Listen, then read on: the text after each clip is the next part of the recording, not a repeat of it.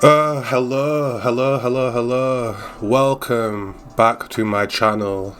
I am SpookyLith, as we can see right there, and this is episode 12, I think, and it's good to be here. Welcome back, and if you're new, welcome to the channel. As you can see, each episode is about a different subject, and some of those might not appeal to you, so of course, feel free to just jump in, and watch the ones that do appeal to you, or watch them all. That'd be awesome.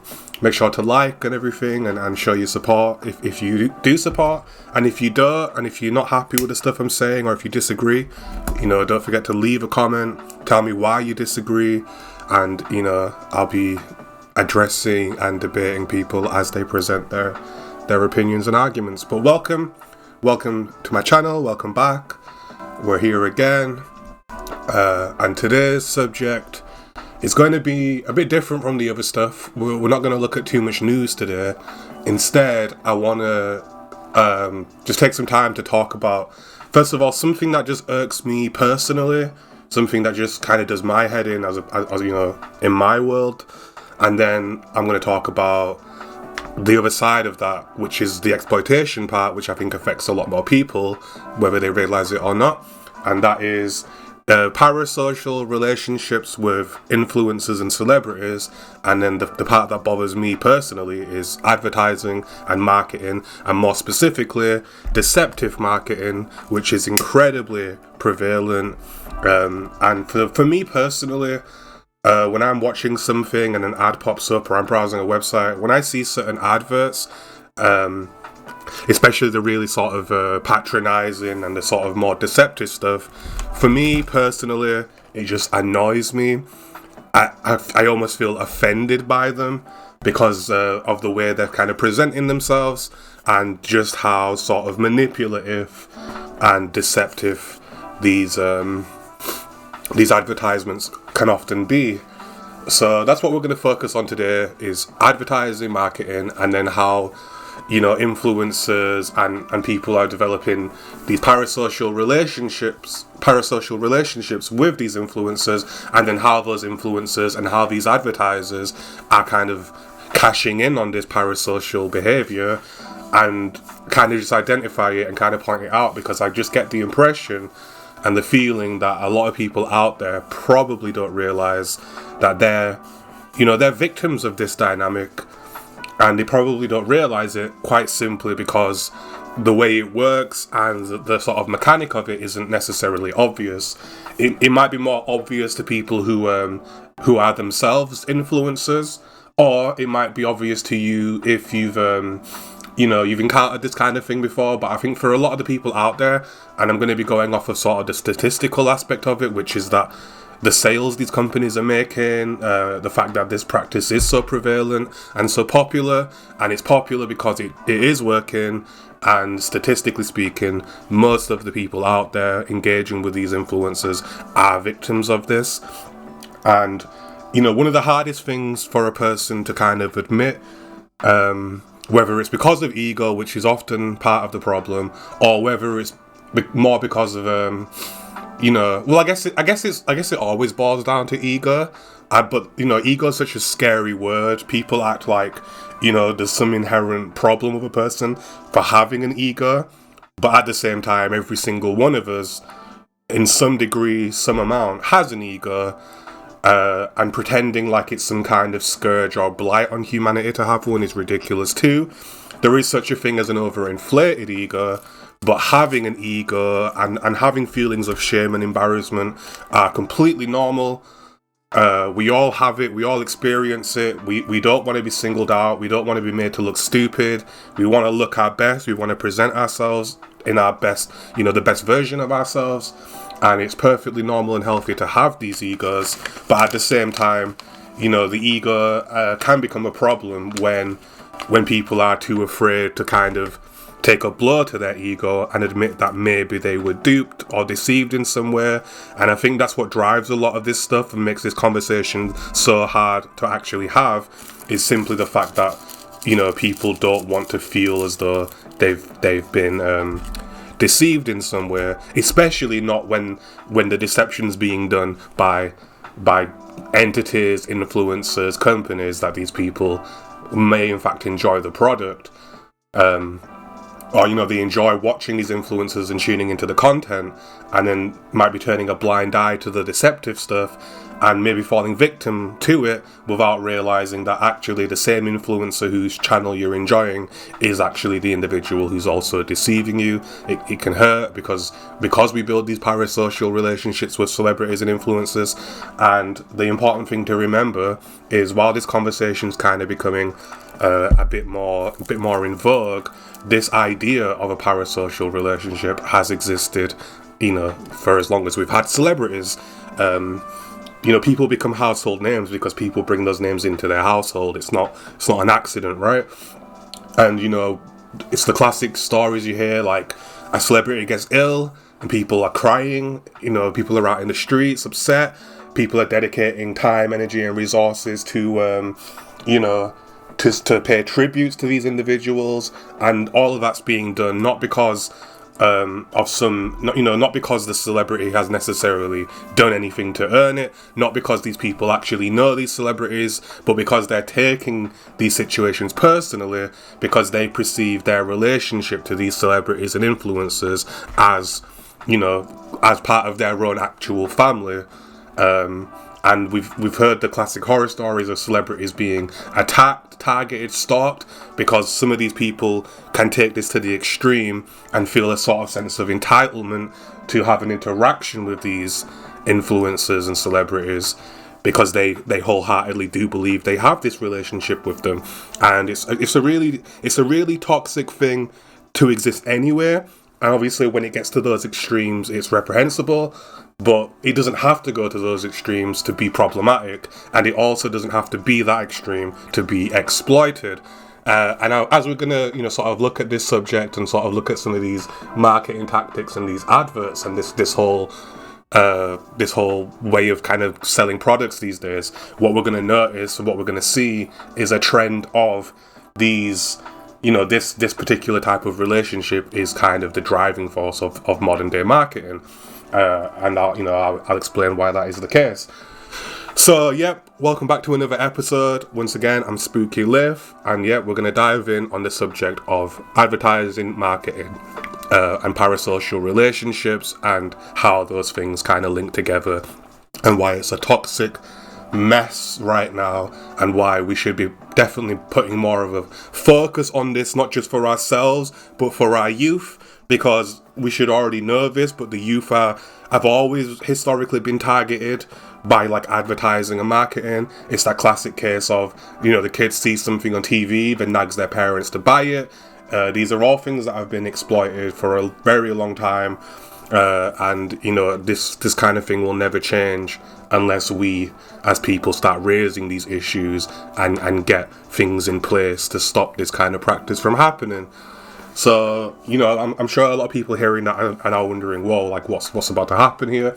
So we're gonna jump in to the video, to the episode, and we will sort of discuss just some of the ways this type of thing is happening, and some of the ways in which it's exploitative and toxic, and we shouldn't be condoning it. But before we get into that, we're going to start off with just the two headlines I've got here from the news, just to discuss them really quickly. One of them's fairly topical, just sort of on the conversation of, broader human behaviour, and the other one is an update on the situation in the Ukraine. So starting with the Ukraine, we have here headline: packages containing animal eyes sent to Ukrainian embassies across Europe, and a shadow fleet of tankers are being assembled in Russia. So obviously this is kind of just countering what we was talking about previously, with the Russians now looking as though they're going to retreat, with the war situation sort of looking like it's going to come to an end. We see now that the West is making certain demands on Russia, that after this is over with, here's what we want from you.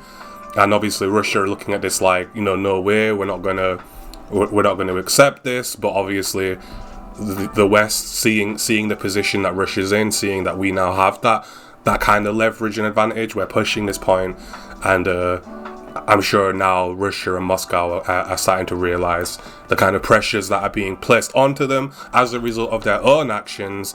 So we're going to see how kind of affects things in the long run with with Russia and with just that sort of global political stuff going on there. Because it's one thing for Russia to go into a country, invade, be beaten and push back, but not only have they lost the battle with Ukraine, it puts them at a disadvantage globally, because now they're going to be looked at as being weaker, and they've kind of just showed the world that not only are they not capable of any kind of large-scale war, they weren't even capable of a sort of smaller-scale war on their own doorstep. So they're looking a lot less intimidating, and of course, you know, us over here in the West are looking at them and kind of rubbing our hands a bit and going, hey, this is our opportunity, this is our chance to press our sort of to improve our situation over Russia and increase our control and influence over the trade involving them. But we have this part here, packages sent containing animal eyes to Ukrainian embassies.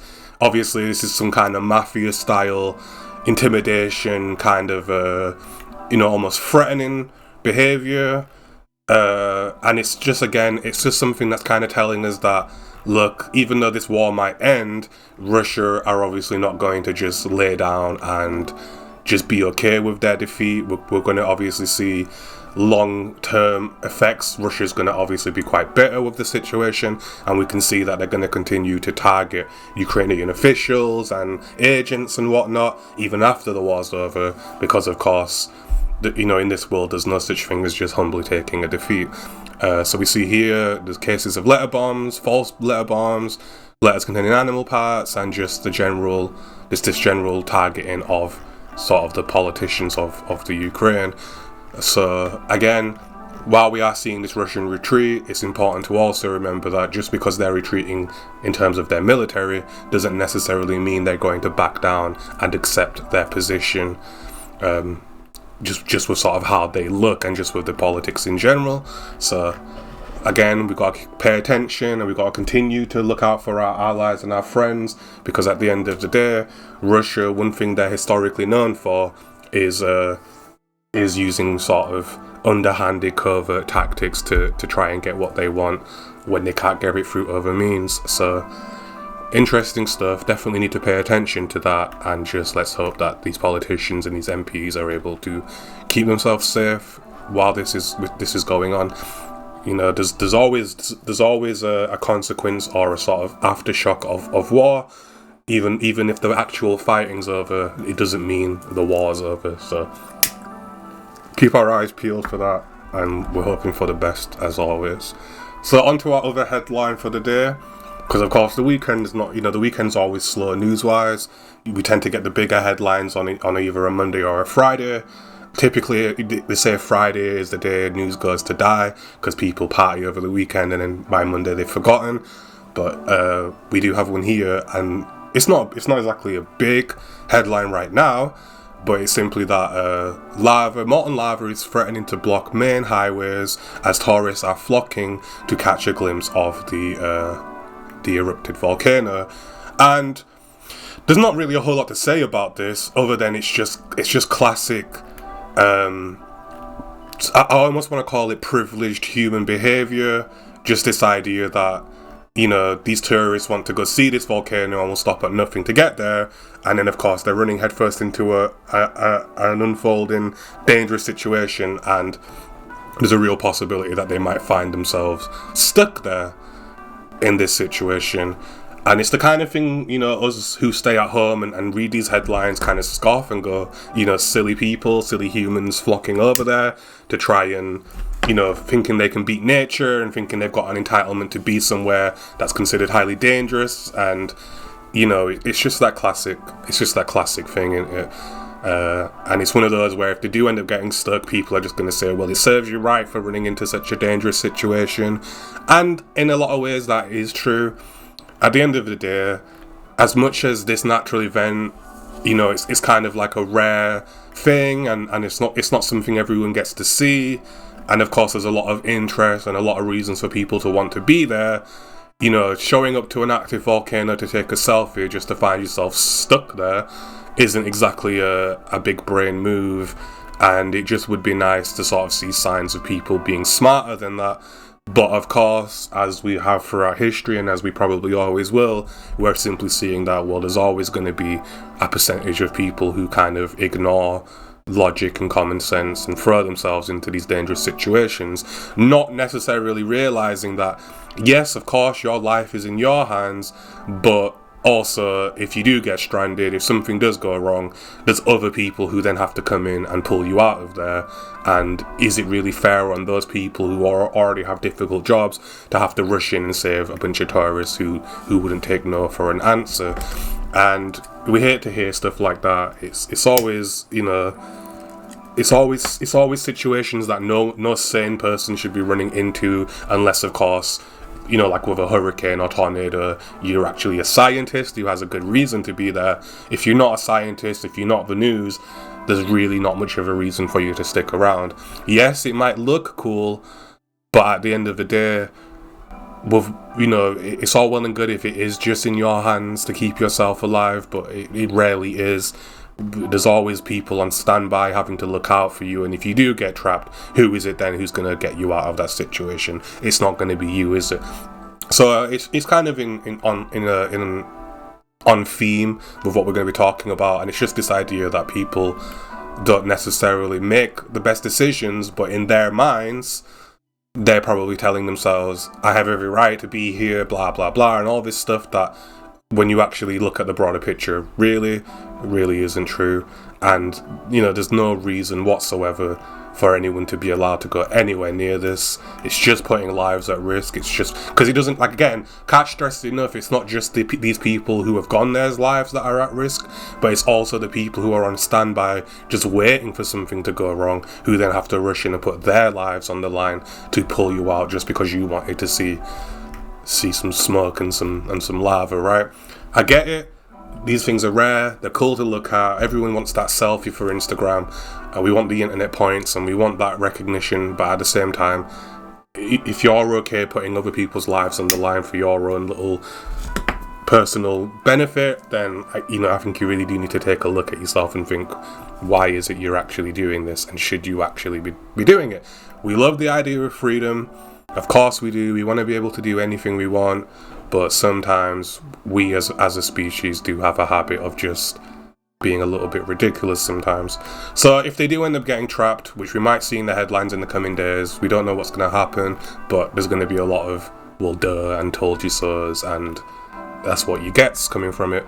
And again, it's only when the egg is on your face do people realise maybe they shouldn't have done what they did.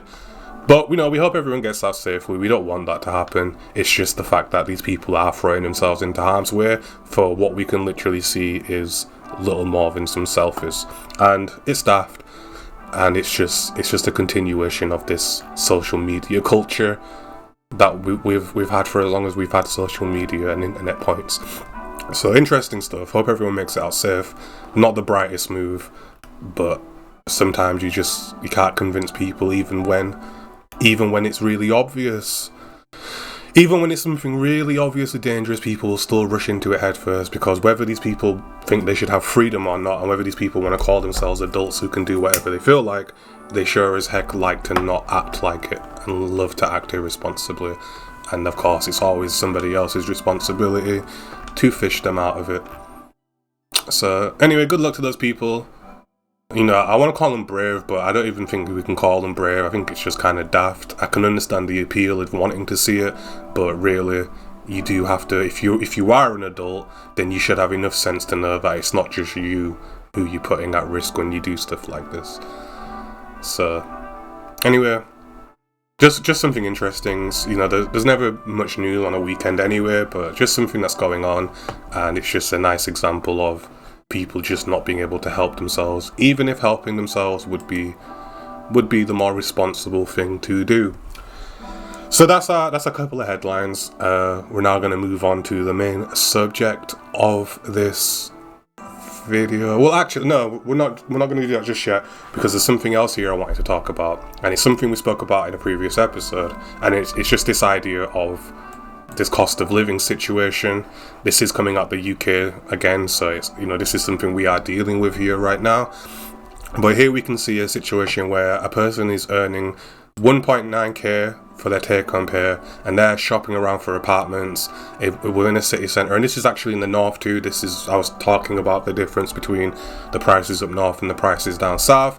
And this person's looking for an apartment close to work in a big city centre in northwest. I have a feeling where they're talking about, not too far from here, and they're looking at paying £900, which is very close to half their income, and they're kind of just asking, is that realistic for a person who has never lived independently before? And one thing I've noticed just right off the bat was a lot of the replies are saying, get a flatmate. No, that's ridiculous, but that's also what I pay, and I didn't have any extra cash. I wasn't able to save when I was living that way. And a lot of people are pushing for this idea of, no, don't live alone, get yourself someone who can help share the cost and burden. And it's a lot to see that a person is working full-time, earning this 1.9k a month income, and is still having to weigh up paying quite literally half their wage just to pay rent, just to put a roof over their head. And it just kind of begs the question of, what exactly are people working for? If by the time you take away the rent, which is half the wage, you take away bills, which will be half of that, and then you take away things like food, transport, etc., and some people have done the math and they're calculating, not being left with very much and not being left with enough to save. And it's just this question, it's just this situation of why are people having to make these kinds of decisions, working full-time for the wages that they're working for? You would think that someone earning above the minimum wage should then be earning, because if the minimum wage is calculated to be just enough, then anyone earning more than the minimum wage should surely have plenty of disposable income. But then we actually see that in reality, even a person who's earning quite a bit above the minimum wage is still having to weigh up whether they can afford to live and pay bills. And they're not even getting the minimum wage, they're getting way above it. And that should also be an indicator to people that clearly the so-called minimum wage, which is supposed to be the minimum a person needs to support themselves, quite clearly isn't enough when a person earning much more than the minimum wage also can't afford to put a roof over their head and pay their bills and has no disposable income. So I don't know how they work this stuff out, but we can clearly see that something is wrong. The wages are not matching the actual cost of living and the rates of inflation, and it's just interesting to see this in reality, that a person earning more than the minimum is also still struggling to pay for the things that you're supposed to be able to pay for with the minimum. So that was just something else I wanted to throw in there, because it is just it is quite insane. And another one that's just kind of off topic is this, and it's just, it's posted in the Kanye subreddit, which is obviously dedicated to the artist Ye, and it's now turned into a sort of Holocaust informational subreddit. And it's just this here, just something for people to keep in mind, that when the Nazis were in power, homosexuals were also targeted, and the death rate for a homosexual was 60%. And these people are depicted, these people have these triangles to sort of say that they were marked as homosexuals, and people were picked out and executed just for their sexuality too. And it's just, again, this idea coming from these racists and these supremacists that, well, actually, a lot of the people who were being targeted, as you can see, were German, were Caucasian, were natives, and still were selected for reasons that, let's face it, are outside of people's control. And it's insane that people would ever support anything like this. People just living their own lives, minding their own business, being picked out for lifestyle choices that don't affect anybody but themselves. And it's insane. And yeah, it's just sad. It's just sad that this kind of thing ever happened, and people are still wanting it to happen. It's insane, and it's a lot to think about, but there we go. Hopefully the awareness spreads and people realise how daft it looks, but let's face it, we've had plenty of time for that to happen. So another one I want to bring up, because again it's something I've mentioned in a previous episode, is just this idea of tax dodgers. In this country, the people who catch sort of the most of the negativity when it comes to, because we were talking about benefit frauds, but on the other side of that you have tax evaders. And again, it's just important for people to remember that the people who are really scamming the system are not the poor people working for peanuts, because as we know, I think they mentioned it in here, Like, yeah, a person who doesn't own a business, a person who's not self-employed, is mandatorily pays their taxes in, without having an option, because it's taken out of their wages before they even receive them. And oddly enough, the people who are doing the tax dodging are actually people who run businesses, people earning a good amount of cash, and it's those people who are the ones dodging tax and not paying it. But then it's also these people who have the extra income who are looking at poor people and blaming them for everything. But as we know, poorer people and people who don't have to run businesses and not entrepreneurs are forced to pay their taxes against their will, because it's deducted from their payments before they even get to see it.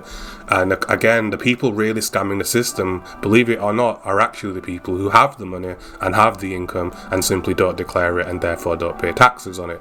And this is just a person kind of saying how it annoys them to hear, their wealthier friends, their business owner friends bragging about not paying taxes, but then in the same breath, these are the same people pointing at others and calling them the scammers when they're only making peanuts, and these guys are making the bigger amounts, and they're the ones paying the least back in taxes and everything else.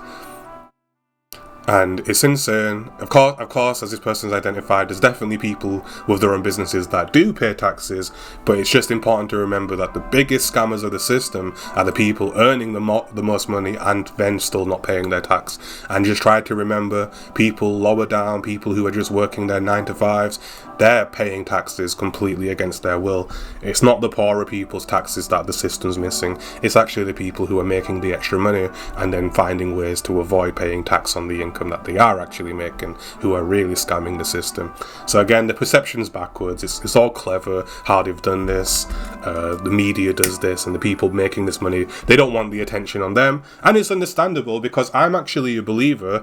This might come as a surprise with how liberal and left-leaning my views tend to be, but I'm actually a believer that I feel like the wealthier people of the country, while they shouldn't be dodging taxes, of course, I'll never condone that, I will say that I sympathise with their position, because at the end of the day, our taxes in this country for people earning the larger incomes is very, very close to 50% of their income. And I think that's absolutely insane. When you've built a business and your business is bringing in 50,000, 100,000 a year, and then the government says we want quite literally half of that, I can understand why a person will do everything they can to not give the government half of everything they've earned. I think that's a ridiculous number, and I do think there's better ways to handle this that would result in more people paying taxes.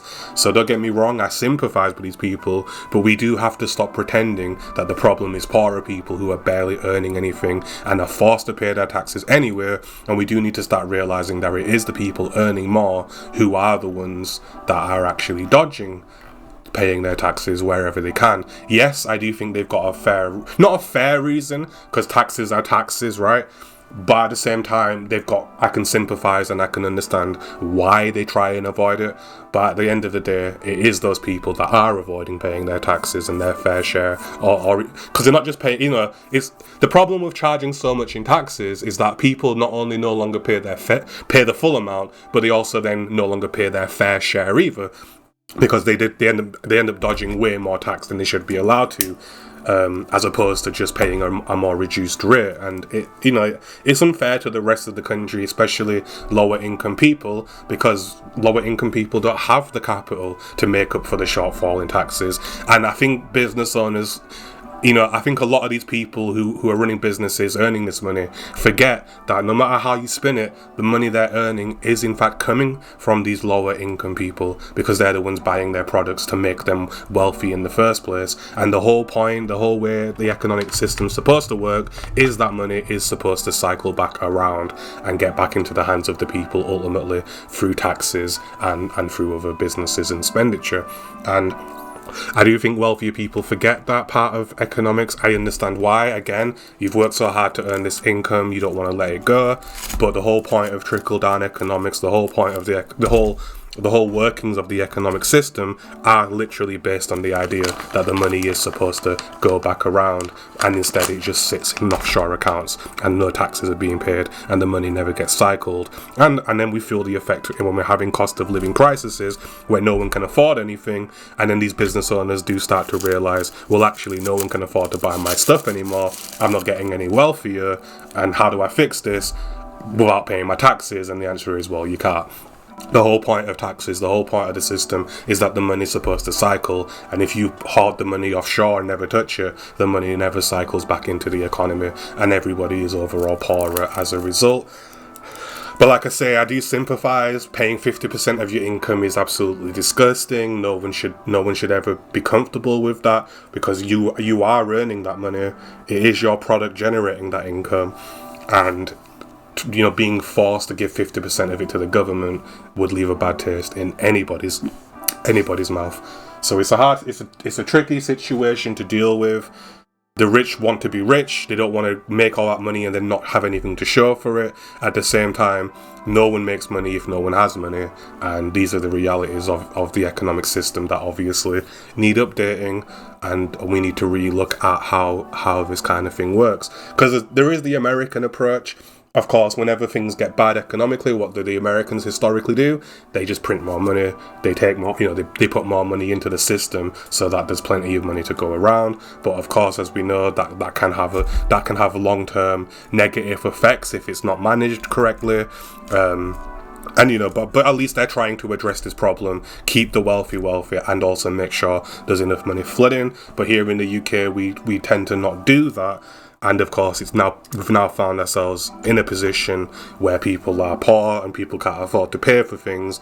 And it's no surprise that when we look back over the past 20 years, this isn't our first recession, and it won't be our last. And it's because the system doesn't work the way it's supposed to. Because of course, these business owners and these high-income people don't want to let go of their wealth. There's too much incentive to keep it. There's no incentive to put it back into the system. Therefore, it doesn't go back into the system. Therefore, the whole country feels the effects. And if they're never held accountable, if the money's never recovered, then what's anyone supposed to do, right? So, again, it's a trash situation, but we'll never be able to fix it if we're not honest about who's actually to blame. It's, again, to stress it, I can't stress enough, I sympathise with high income people a lot, because paying that much of your income is insane. You've worked your way into a position where you're earning 100k a year, and then they take 50k off of you, leaving you with only 50k. It's like I've done 100k's worth of work to only be left with 50k. It's ridiculous. It's quite insane, especially when the people making these rules are themselves wealthy, and it's just like, the whole thing's built a little bit wrong. But I do think we can fix it. I think it's the easy fix. It's just a matter of getting the money back into the economy. Because if that money was circulating, if those taxes were being paid, then everyone in the country would overall be better off, because everyone would have more money just to put into the system and to put into these businesses. But if there's no money in the country, there's no money for people to have, there's no money for people to buy things, profits slow down, everyone struggles, and the whole country just looks worse for wear. And for those naysayers out there, if you don't believe this to be the case, all you have to do is look at the worth of the pound now compared to where it was worth a few years ago, compared to where it used to be worth, and we can see a very clear, very solid decline into the value of this country overall. And that's because we don't have any money, because the money's offshore. It's in other countries where the taxes are lower, and it's understandable, but we've just got to remember that the people we should be looking at are the people who are earning the most and paying the least in taxes, not the people who are earning the least and paying their taxes. So keep that in mind. Try to remember that the whole point of this system is the money's supposed to cycle around, and as it stands, the money goes into a business, and it's not just the top businesses, although they do have a big impact because they're taking in so much money. But even smaller businesses, again, this person's on 30k a year, but they're also avoiding paying taxes on that 30k, and again, they're making this and then holding it, and then we never ever see it again, right? So, and that's the problem, and people don't seem to really get that. If that person takes 30k out of the economy, sends it off to the Canary Islands or some other place that I can't think of, the Cayman Islands, whatever it is, and we never see that 30k again, that's 30k gone from the economy just like that. Times that by all the business owners, times that by bigger, more profits, you realise a lot of money is just flat out disappearing, and there's not enough to go around. So another interesting one. I hope people, look at this, and I hope that we as a collective start to realise that this doesn't work. and the people doing it are not the scummy people at the bottom. It's actually the wealthier, more successful people just trying to not lose half their income to something they don't believe in. And nobody believes in the government. They're not alone in that. Everyone's got a bone to pick with the way the government works, because it does feel like when it's supposed to be the government representing the people and then business interests on the other side. Instead, it feels a lot more like there's three separate sides. The government's doing what it wants, the people are trying to do what they want, and then businesses are doing what they want. And it kind of just feels like we're constantly fighting each other instead of working in harmony and trying to run a functional company. So spread the awareness. People need to realize this. That money is supposed to come back to us, and instead it disappears forever into other countries, and we never see or hear from it again. And it's not immigrants, although immigrants do this kind of thing too. You know, we have people from different countries come here, make a lot of money from businesses, and then ship it off to another country, and it doesn't come back. And that happens too. But the bigger culprits are the people here, the people making the most money, and then dodging taxes through various. Because, you know, for anyone who doesn't know this, when it comes to submitting your taxes, there are things you can do, and there's number of magic you can do to make it look like you've earned less. I mean, you can simply just declare that you earn. So this person's earning 30k, they might report 10k, pay basically no taxes, and then just not tell them about the other 20k. And if nobody goes and checks, nobody will ever know. It's not that difficult to do these kinds of things.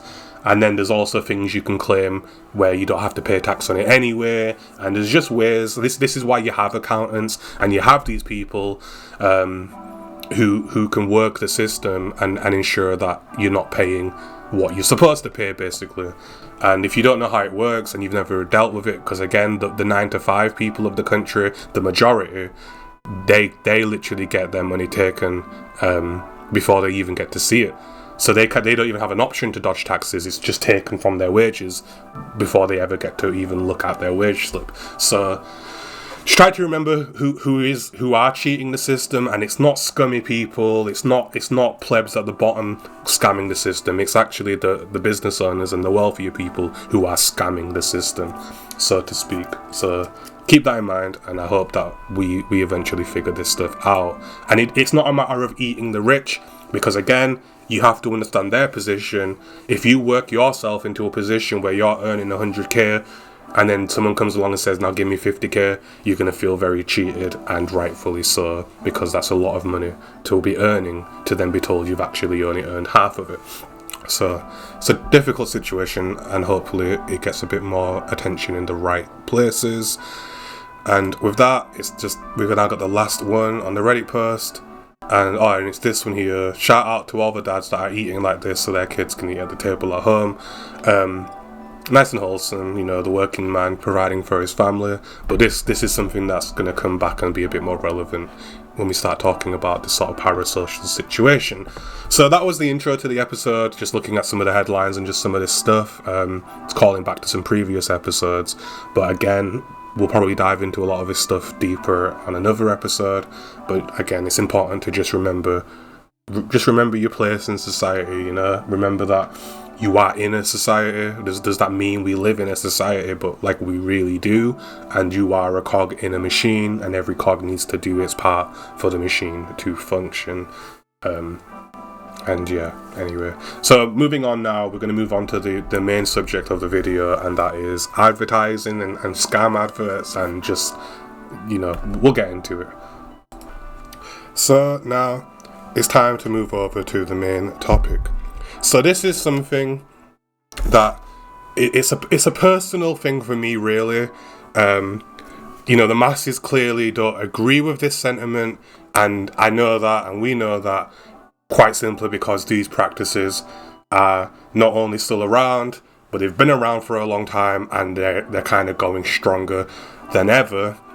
And it's just this idea of advertising sort of in general, but I understand, you know, advertising is a necessary evil, but then it's also sort of the nature of this advertising and just the effect that it has on us and you know, as consumers, and just the effect it just has on us in general. But I will categorize this as more of a personal peeve, not necessarily something. I have to concede before I even start that the people do want this because it's happening in full force, full strength, full steam, and no one is really doing anything or saying anything about it. In fact, I might be one of the only people even making this point, but it is something I want to share because I think I have a good point, and I'd be interested to know if it's something that others do in fact agree with. And it's just this. I don't know what the word, I want to call it the nature of advertising, or just the way advertising seems to work, where pretty much all advertisements out there, whether they're on TV or on the internet, are more or less just either false advertising or flat out scams, as in the advert is literally lying to you. And I think it's insane when I see these adverts and I'm watching my YouTube videos and I get an ad pop up, and then the advert will show me a bunch of stuff that just quite literally has absolutely nothing to do with the product that they're trying to sell me. And I find it overall insulting and a little bit offensive. Now, for whatever reason, society has kind of just accepted these practices as no big deal. People do still buy the products, and it's again, it's obvious that these tactics work because people are buying this stuff, and the companies are making money, and of course they find that these adverts are worth their expenditure because they're clearly working. But for me, seeing advertisements that when you actually go look at the product, it's been totally misrepresented, or the advertisement just had nothing to do with the product in the first place. I personally, I don't click. Well, I do click on the rare ad, or I used to, and I'm going to get into the ones I used to click. But I don't buy things that have been advertised to me. I don't go seeking out products I've seen on TV. When a YouTuber has a sponsor, I don't go and buy whatever it is they're trying to sell me. I want nothing to do with it. And just right off the bat, one really strong example of this kind of false advertising is when a YouTuber, does a sponsored video, right? And you'll see nowadays, because people are trying to make a lot of money and make the most they can make, that not only do we have YouTube adverts on a video, but now we have like a sponsored section within the videos that we're watching. And we've seen them.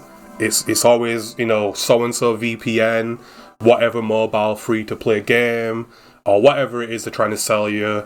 And what they do is they'll have the influencer, the person whose channel it is, sit there and say, "Hey guys, here's this really great product. I use it all the time. I think it's really wonderful. It works. It does this and that. It's really great. Go and buy it. Here's my affiliate code so that I make some money when you go and buy this product." And just immediately, it's horribly deceptive, because the only reason that person in that video is sponsoring that product is because the company is paying them to do it. They're not saying out of the goodness of their heart that this product's actually any good. They're just saying it's good because they've been paid to say it. And for me, just right off the bat, that's just a really strong example of the kind of thing I'm talking about, because people will then go, because they listen to what this influencer says, they'll then go and buy this product on the faith that this influencer is telling them the truth.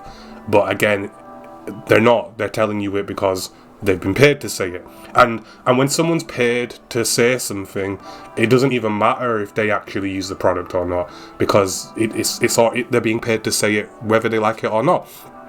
So they might like it. These shavers, they might use these razor blades, right? And they might have gone, "Oh yeah, my beard's shaved now, I'm happy." But they're only saying it's good in their video because they've been paid to say it. And that's where I think a big piece of deception comes into it. But we'll come back to that one, because that's where we're going to link into some of the other stuff we're going to talk about.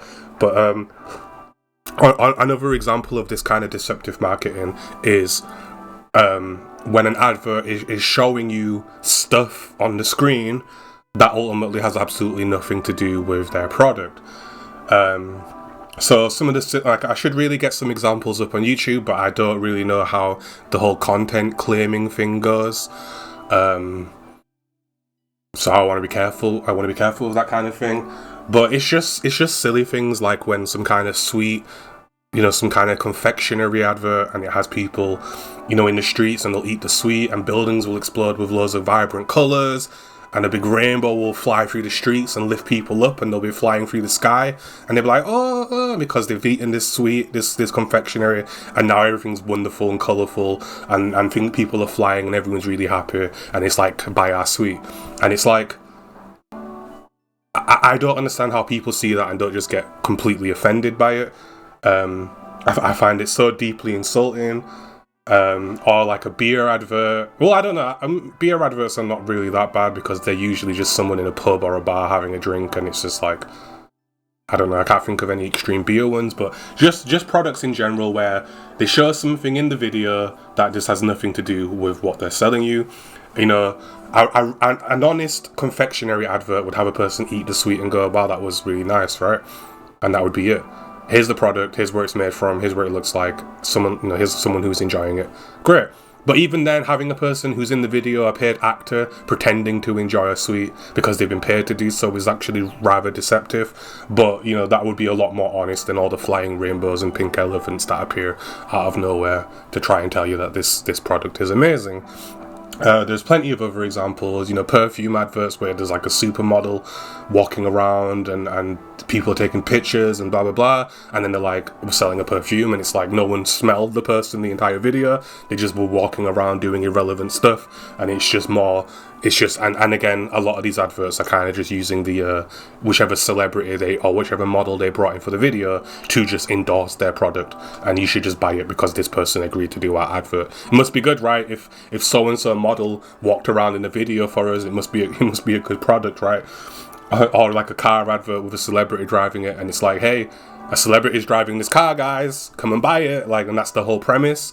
And I just think this type of advertising, which is basically all of them, is just incredibly insulting, and it's also very deceptive because to kind of bring this to a point now, one of the more notorious ones, and it's one that we still fall for, because you've got to remember, these things that I'm talking about now, where you might hear that and go, oh yeah, that is daft, let's try to keep it in context. People are buying these products en masse. These adverts are getting sales. These adverts work, despite them, you know, being deceptive and having nothing to do with anything. People do still, this kind of marketing does, for whatever reason, work on the masses, and it's wild to me. But another really classic example, that one that we all know, is with food, and especially fast food, but just food advertising in general. We all know the thing. They'll have a picture of their new burger release, and it'll be this perfect looking burger. You know, it's nice, it's thick, it's all greasy and shiny. Everything on there looks perfect. And then, of course, as we know, the thing they're showing you on the screen is actually made of cardboard and paper mache. And again, it's just so deceptive to be like, oh, this thing's so delicious, it's so great, while showing you pictures of cardboard, right? I don't know if you understand why that's so deceptive, but they're showing you cardboard and telling you it's delicious so that you'll then go and buy a product, which then, as we all know, in fact, let me just, so yeah, here you go. As we all know, that the thing they show you in the advertisement and tell you is delicious, that's actually made out of paper mache, and then the thing, alright, that's not the best one. I just didn't want to use McDonald's as the scapegoat because they're just such an obvious target. But as we know, the burger that you see perfectly made, etc., and the one you actually get in reality are just not even remotely comparable. You know, and it's just that classic. It's just something we all know, but we all accept. We all accept this as an advertisement, and they'll tell you this is this delicious new burger, but this picture is literally cardboard and completely fake. It's plastic, cardboard, paper mache, you know, it's WD-40 sprayed on there, and that's what they're telling you is delicious, right?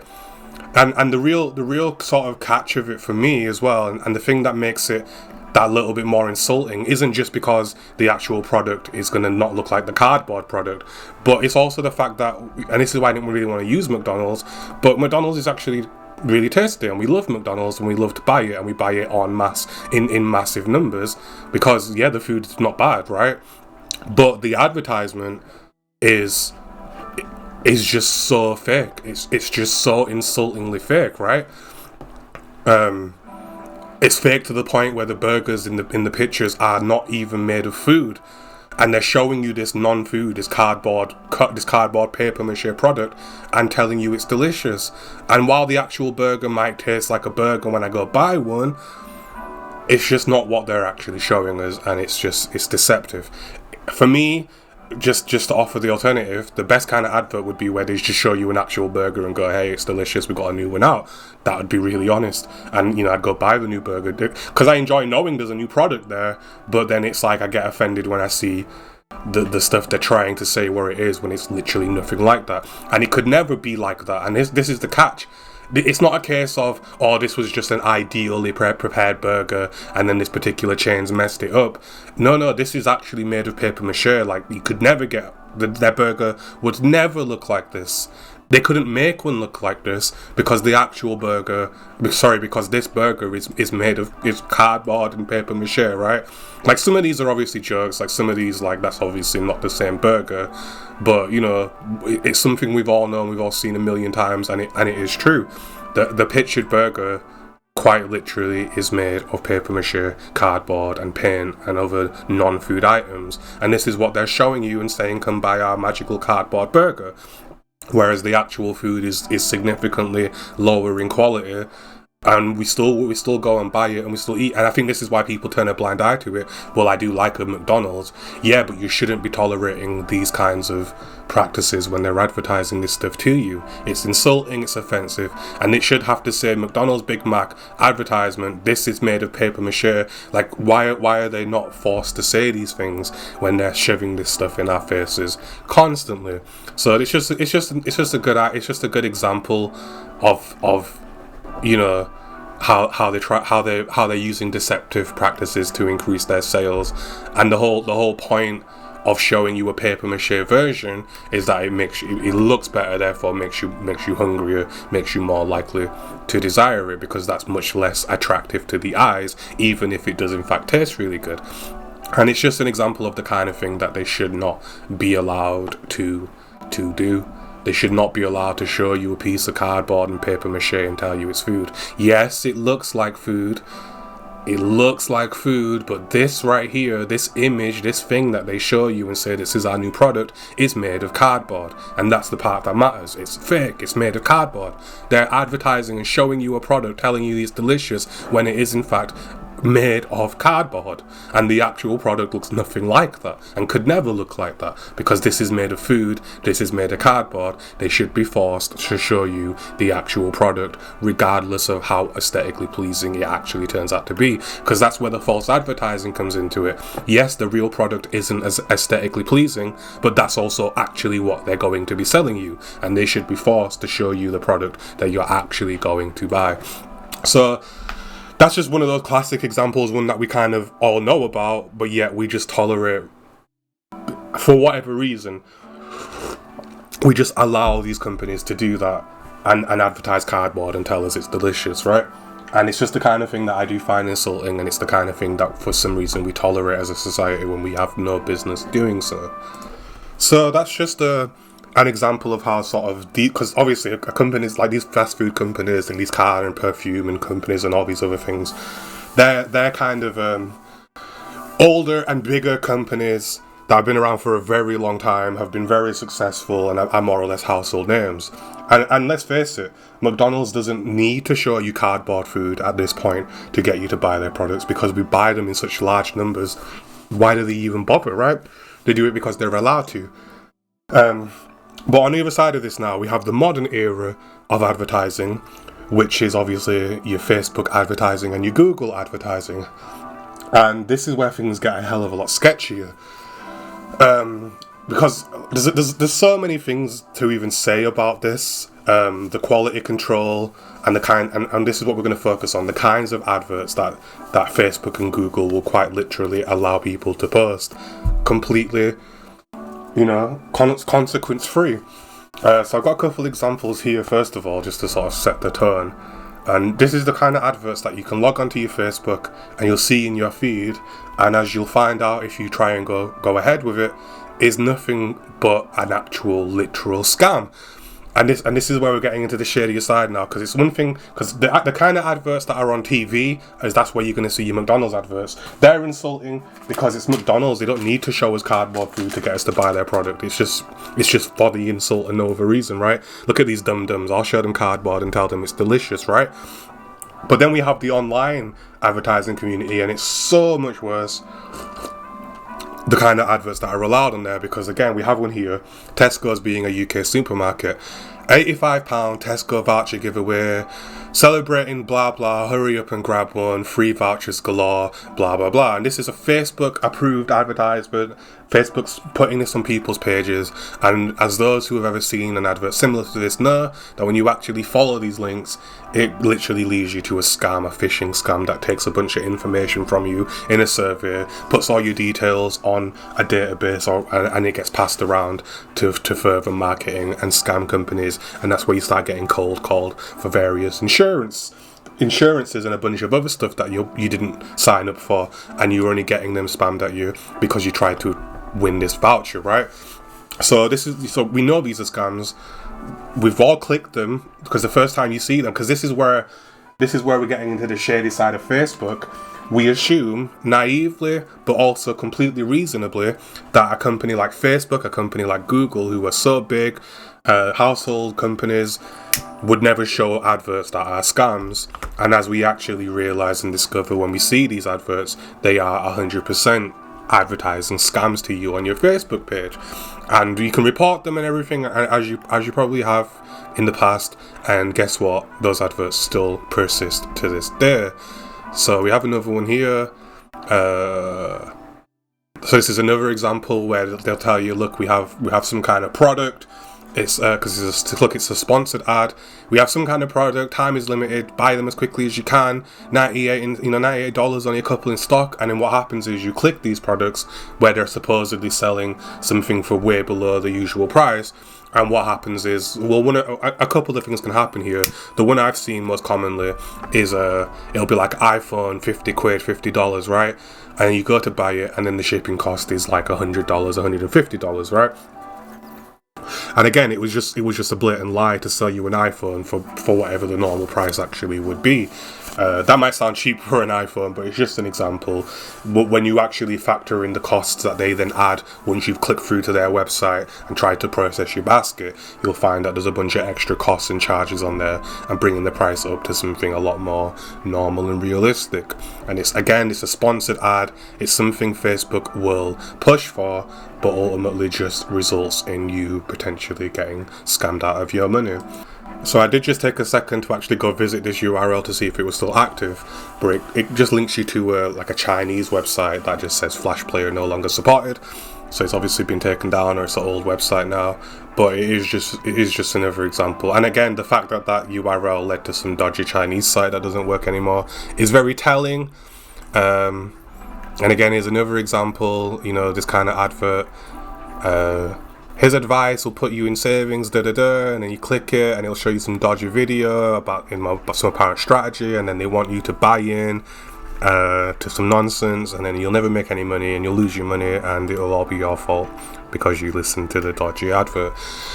So obviously, a lot of these things, some of these are quite old now, but the thing to remember is, it's all well and good saying, well, yeah, of course, there's scams, who would believe that, and blah, blah, blah.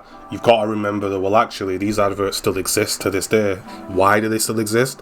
Because people fall for it, and people do buy these products, and statistically speaking, you're probably one of them. I know I've clicked those links in the past when I first encountered them, because I was like, oh, it's Facebook. There's no way Facebook is going to advertise a literal scam to me. But then sure enough, you click the link, follow it through, and it quite genuinely is a scam. Funnily enough, I went on Facebook today, and I got an advert. And what advert did I get? Hold on a moment. So the advert I got today when I logged into my Facebook were these two. Sponsored right here on Facebook. And what did I get? I got this one here. Start chat, more dates. Picture of a woman telling me I can go onto moredates.com and start chatting to, I presume, a woman. Because that's what they've shown me here. I also got this one, which I actually haven't checked this one out. Let me just go do that. So here, quite interestingly, I went to go check what Zapier was and decided to just skip right ahead to Trustpilot. And of course, we see here that this company currently on there has a 2 out of 5 star rating. Almost half of their reviews are 1 stars. And it's just basically saying that, you don't get refunds, it's hard to cancel. It's just a bunch of nonsense. and yeah, just not exactly a strong indication of what this company is. So again, just another example of Facebook advertising something that might have less than acceptable levels of reviews and whatever else. But going back to the other site, because this is the one, this is the one that really matters here, is this moredates.com. Now, first of all, let's go over to moredates.com and have a look what kind of website we have here. So we see here More Dates. Can join with my Google, Facebook. The original were known from TV, and More Dates, chat to your next flirt. Flirts for everyone. It's for people over 40, which I am 28, so it was advertised to me and I'm 28, and it's for people over 40. Chatting and flirting for fun. Create your profile, start your chat partner search, start today, chat and flirt. It's fun and easy. Connect with women, men, virtual profiles who would like to flirt or chat. The easiest way, meet new contacts, uncomplicated, blah blah blah. No hidden costs. So at More Dates, there are no hidden costs. When you need to use paid services, More Dates will point out that you need to purchase coins, and then you can decide if you want to or not. All paid features are also marked as such, so you cannot accidentally use anything that you'll be charged for. You can use More Dates completely for free. You will never have to make a subscription, and you also will get 100 free coins, and with them you can immediately send messages to exciting members you would like to know. More coins are available, and they're available for as little as €3, but it gives you a chance to test the website out. And of course they're saying they've got a customer support team, and are you curious to join? So far it looks like a fairly standard dating site. It's not listed, it's not advertised itself for free. Let me just double check that on my screenshot. So it just says start chatting. There's nothing indicating that it's free, but it does tell us that we only have to pay if we want to, and we'll never have to make a subscription, and we can use More Dates completely for free. And they're also going to give us 100 coins for our registration. So I'm going to go now, I'm going to make a quick account, and we're going to log into this site and just have a look at what's going on. So interestingly enough, I'm trying to make an account using my email address and all my details, and it's actually telling me that something seems to have gone wrong and to try again later or contact support. So what I'm going to do, I'm just going to try login using the sponsored Google or Facebook, funnily enough, links, and see if it will let me access the website that way, so bear with me. So with that, we've managed to get access. I used the sponsored Google link, and it worked immediately, and I'm now in, and it's asking me to go and verify my email, and that's how I'm going to get my free coins and whatever else, so we can give this website a go. So I'm just going to go do that now, and then we'll jump in and just have a look at what this website is. So bear with me. And with that, we're in. My email address is confirmed. We have 200 coins now, and we can now jump in and take a look at what's going on with this website. So hold on. So I just stepped away for a moment. Actually, I went to check if my personal information was hidden, and it is. I thought it might have my name on there or something, but fortunately not. And yeah, so I left it sat for a few minutes because I'm actually cooking some food, and you can see that over the past couple of minutes we've already gotten some messages. We had this pop up here: 50% new customer bonus, get 50% bonus coins on your next purchase. And we've got 25 minutes to get those extra coins. But we've had 2 visits and 3 messages, and we can see the messages here. Actually, I don't like to write to people who haven't bothered to upload a pic, but since you're brand new, I'll make an exception. Want to chat more? And then we have, hi, I think it's hilarious when people leave their profiles blank and wait and see what happens. Tell me a little about yourself. So my prediction just immediately, based on what I already know, is that I think, and I've never been on this particular site, but you'll see what I'm getting at very, very soon. I think it's going to charge us 50 coins per message, right? That's my prediction. I would like a couple more messages to have a bit more fun, but we're not going to be able to do that. Since we've only gotten the 2 messages, we're going to pick one of these 2. So, eeny, meeny, miny, mo, we'll go with Tara. She did message first after all, and we're going to go and open up her page. I'll have to pause the video just in case there's anything rude. I don't think there will be though, but one moment, we're going to have a look at Tara's profile. Okay, so we can see here we have Tara4635, 34 years old, from Keighley. We've got 2 pictures of her, and we've got a little bit of information about who she is. And we can do a bunch of things. We can like her, send her a message, send her a kiss, send her a gift, send her a gif, add her as a favorite, and we can also block her. So what we're going to do is we're just going to reply to her, open up the messages, and we're just going to say, we'll just say something back to her. So we'll keep the, we'll start off simple and just be like, want to chat more? Yes, I'd love to chat. Tell me, right, we gotta make this has gotta be good. Give me a minute to think of something interesting to say. So I don't know, I couldn't really think of anything particularly prompting to say, so I've just typed, no, I'm not really interested in chatting right now, but if you have anything interesting to say, then please say it, and we're going to reply with that. Yep, and as we can see, 50 of my coins has been taken away. So we sent that message to Tara, and we're going to hold on and wait to see if we get a reply. We're obviously not guaranteed to get a response from this particular profile, but we've only got 3 more messages left, so I would like to get a couple of replies from one of these profiles without just sending a bunch of whatever. So there we go, we've got a quick reply, and you can see our response here. Wow, I'd have never thought of doing that. It's so much safer here where we don't have to reveal any private info. Did you fall in love with me a little or what? So we've got a quick reply, and we can see they didn't address anything I've said. So I would say we'd have to reply to this. Never thought of doing that. It's so much safer when through any private info. Did you fall in love with me a little or what? I don't know.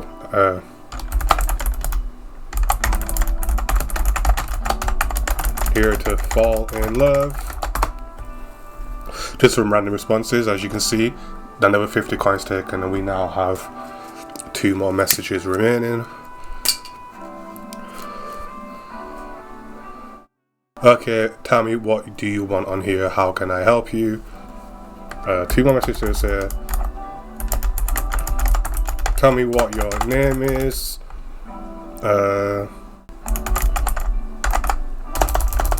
Do you have any family? As you can see in the profile, they've got 3 kids. What do you do for work? And what is your highest education level achieved? I'll give him a hard one, answer a couple of questions, and we only have 1 more message left, but that's fine because we've got some replies and that's what I wanted. We'll wait for their very quick response to my nonsense, and let's see if they answer any of my questions. And as you can see, we're down to 50 coins, so 1 final message. And you can imagine if we only had the 100 coins, we'd only been able to send 2 and we would have been locked out, but we got 2 extra ones. And you can see, I'm very happy to make your acquaintances. Say what are you looking for? Do you tell me that exactly? So again, it's clearly being written by someone who doesn't speak English very well, but this is a person who's from Keighley, local. That's actually local to me, fairly local, and they responded with something nonsense. So we'll say 1 more thing. I can't think of anything clever to get a laugh, but we'll just say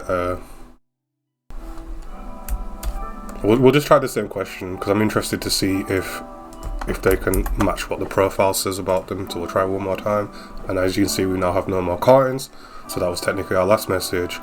We're going to send that and see if we get 1 more reply from them, which we definitely will, and I'll explain why shortly. Just give them a second to reply.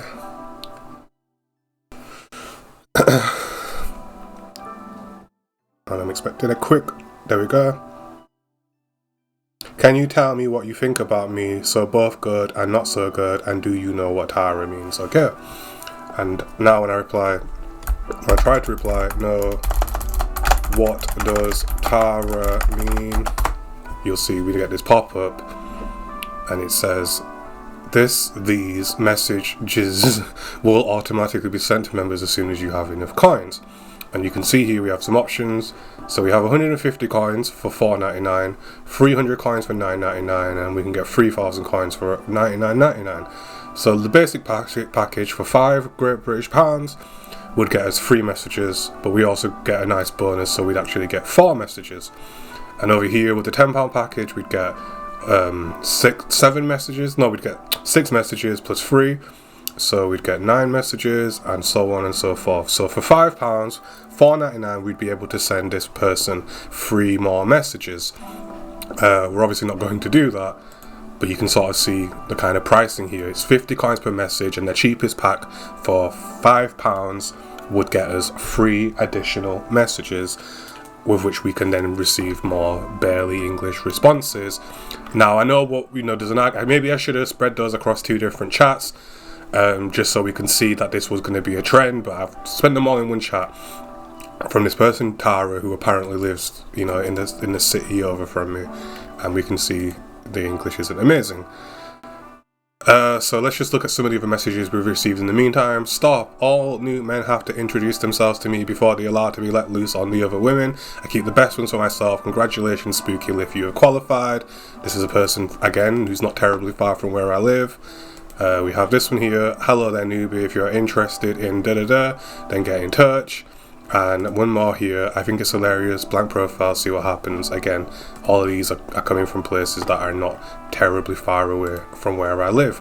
But if we go back to Tara's message, if we read the first one, well, actually, I don't like to write people who haven't bothered to upload a pic, but since you're brand new, I'll make an exception, want to chat more. As we can see, the English is perfect. And then as soon as we started to reply, the English immediately degraded. So much safer here when we don't have to reveal any private info. Did you fall in love with me a little or what? And then we get, tell me what you want in here, how can I help you? I'm very excited to make your acquaintances, say what you're looking for. Do you tell me that exactly? Can you tell me what you think about me? So both good and not so good, and do you know what Tara means? And as we can see, despite English being listed as this person's primary language, the English quality declined. Anyway, let's get to the point now. I was able to send 4 messages before I was locked out and asked to pay money.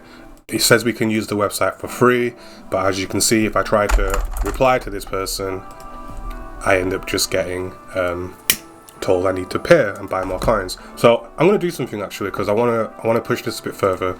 I might not be able to do this because there might be terms and services, but I'm going to log out and I'm just going to make another account just to get those extra messages again, and we're going to just test something out. So bear with me.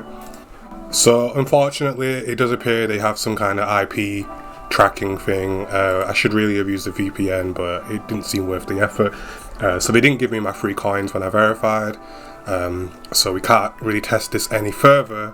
But I'm going to give you the big reveal anyway. And as you can see on the new account, we've immediately received another message. And as you can see, just like all the other ones, it's basically the same thing. I like to see who I'm chatting with, and you don't have a pic, but I'll make an exception just because you're you. And because we don't have any messages, when we attempt to reply, we're just going to get told we need to buy coins. So that's fine. We don't need to message any more of these profiles at this point. But as you can see, there's lots of people on here, supposedly. They're all online, they're all live, and they're all willing to talk to me if I buy some coins from this website.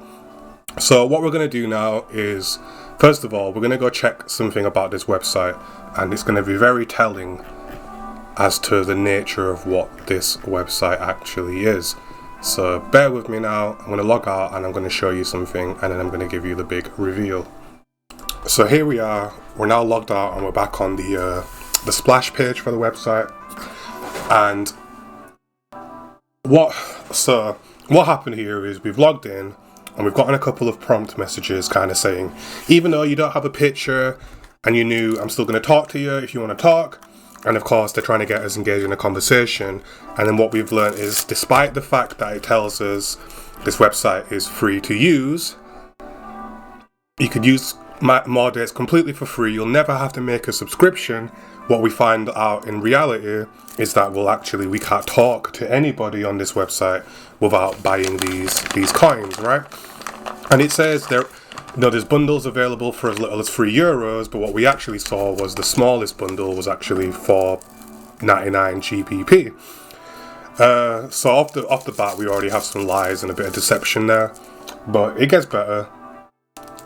Because of course the whole premise of this website is we can talk and flirt and do all these things, right?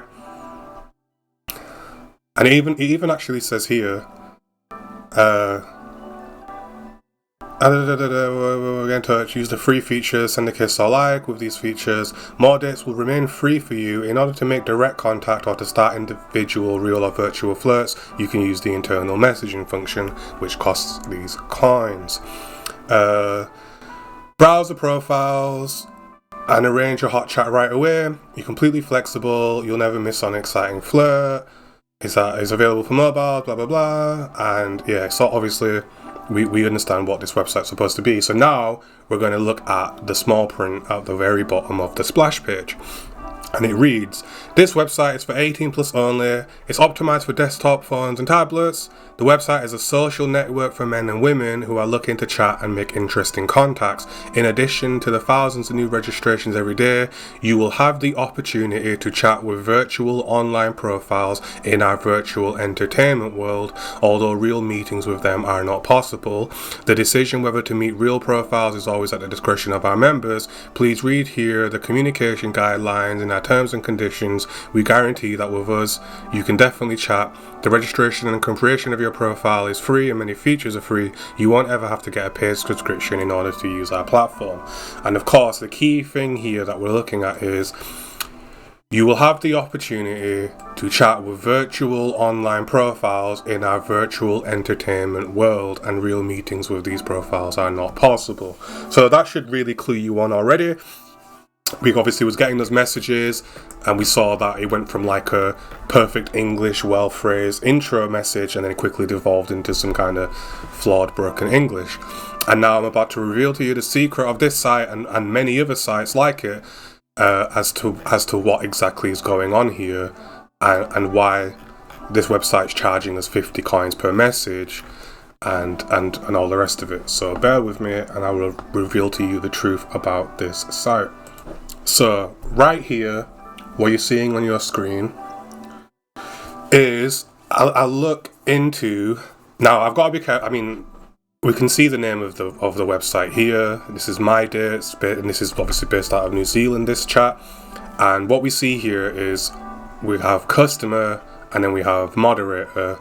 And what we have is a picture of the customer, as in their profile picture, and we can see their bio, their name that they've listed on the site, their age, and some generic details about them as it goes on. And on the moderator side, we can see a picture of a person who isn't us, right? Just like the pictures you saw on the profile that we was getting messages from, we can see here one of these pictures, and here we are, the moderator. And we're able to then interact with the customer who here has sent a message. I will share my email and password for Netflix if you want, because then we can watch Netflix together.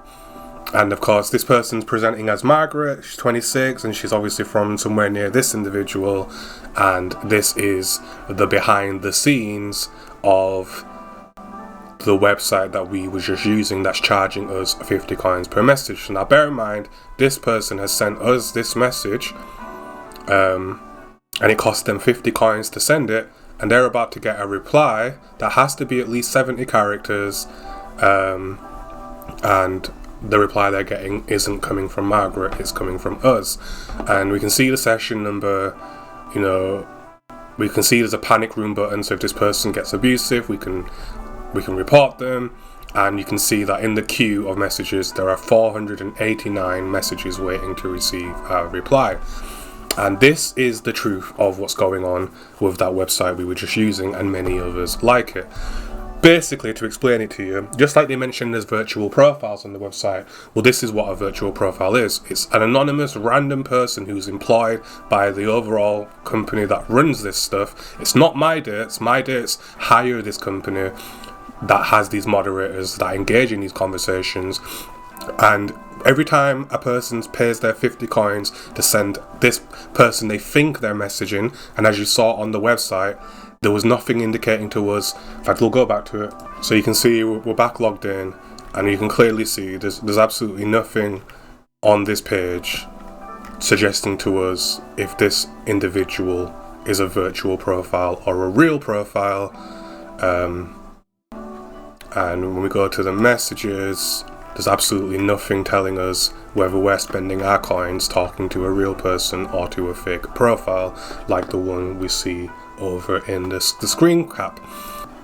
So just like that profile, we have one here exactly the same, and of course the person on this end who's pretending to be this moderator don't pay a penny, and in fact they get paid to reply to these messages that this individual has paid to send to us, without any way or any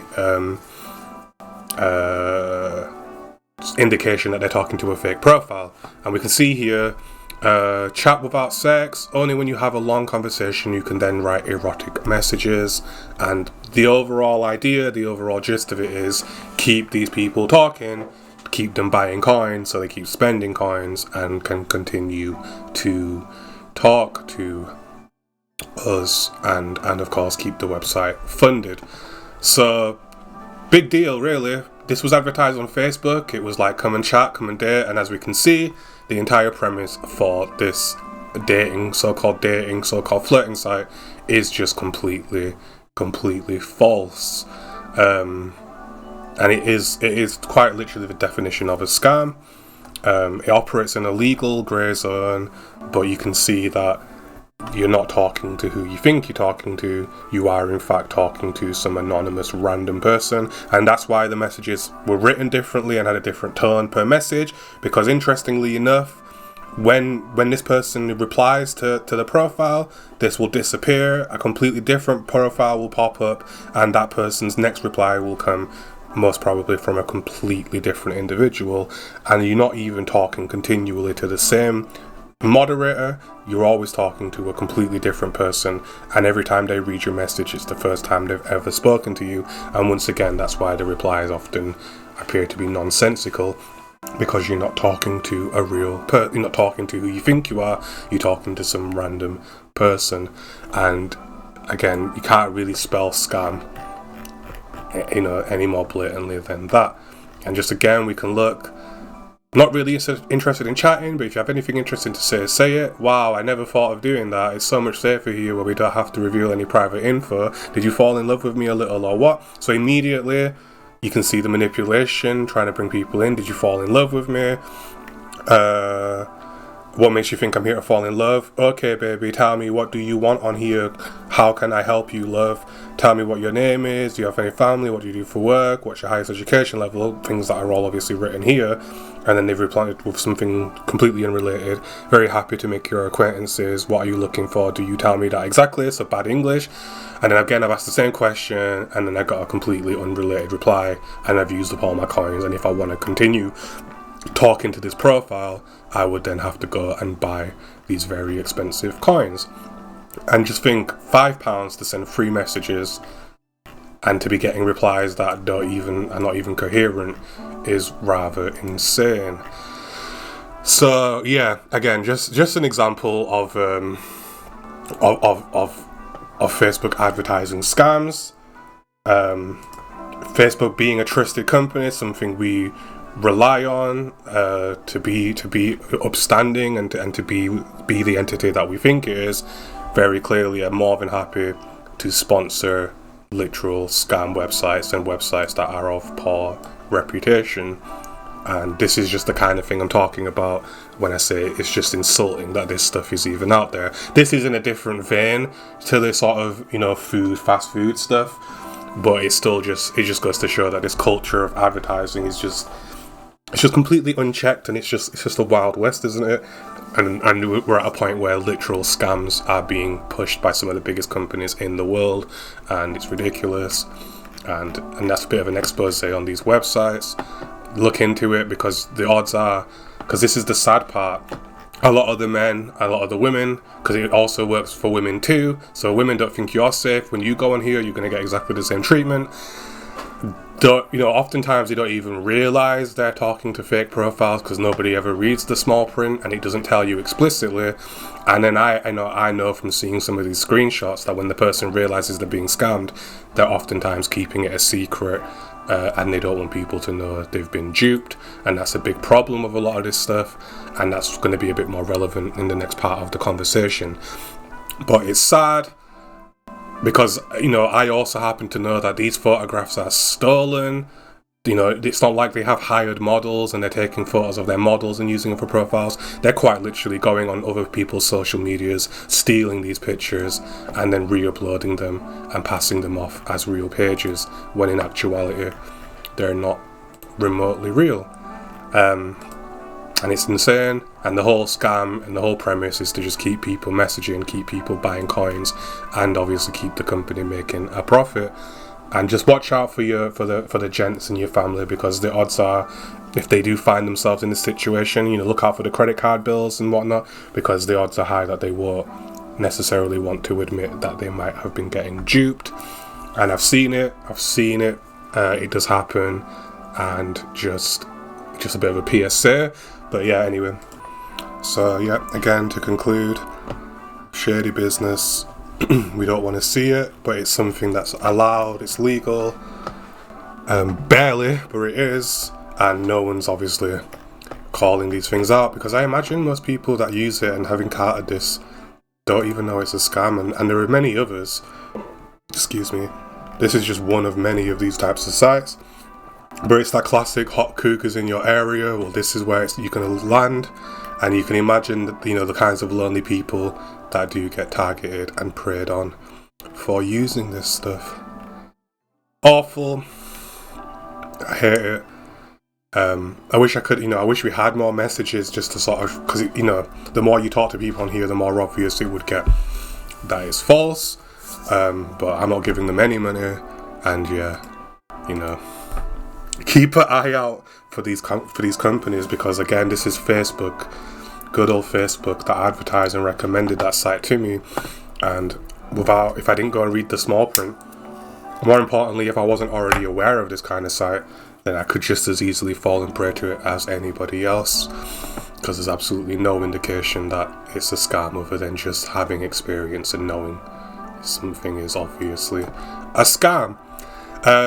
But this is, I can't stress enough, this is something that Facebook is happily sponsoring on my main page, right? And it's just insane that, you know, these advertisers are allowed to do that, and Facebook will take their money and they're not being held accountable for it. So that's that section anyway. That's sort of the advertising stuff. I mean, I kind of brushed over it. There's many more examples on both sides of that when we're talking about false advertising and then talking about scams. But I want to move it over to the other side of this now, which is, again, with the sort of deceptive practices, and that is, you know, affiliate marketing and, of course, sponsorships.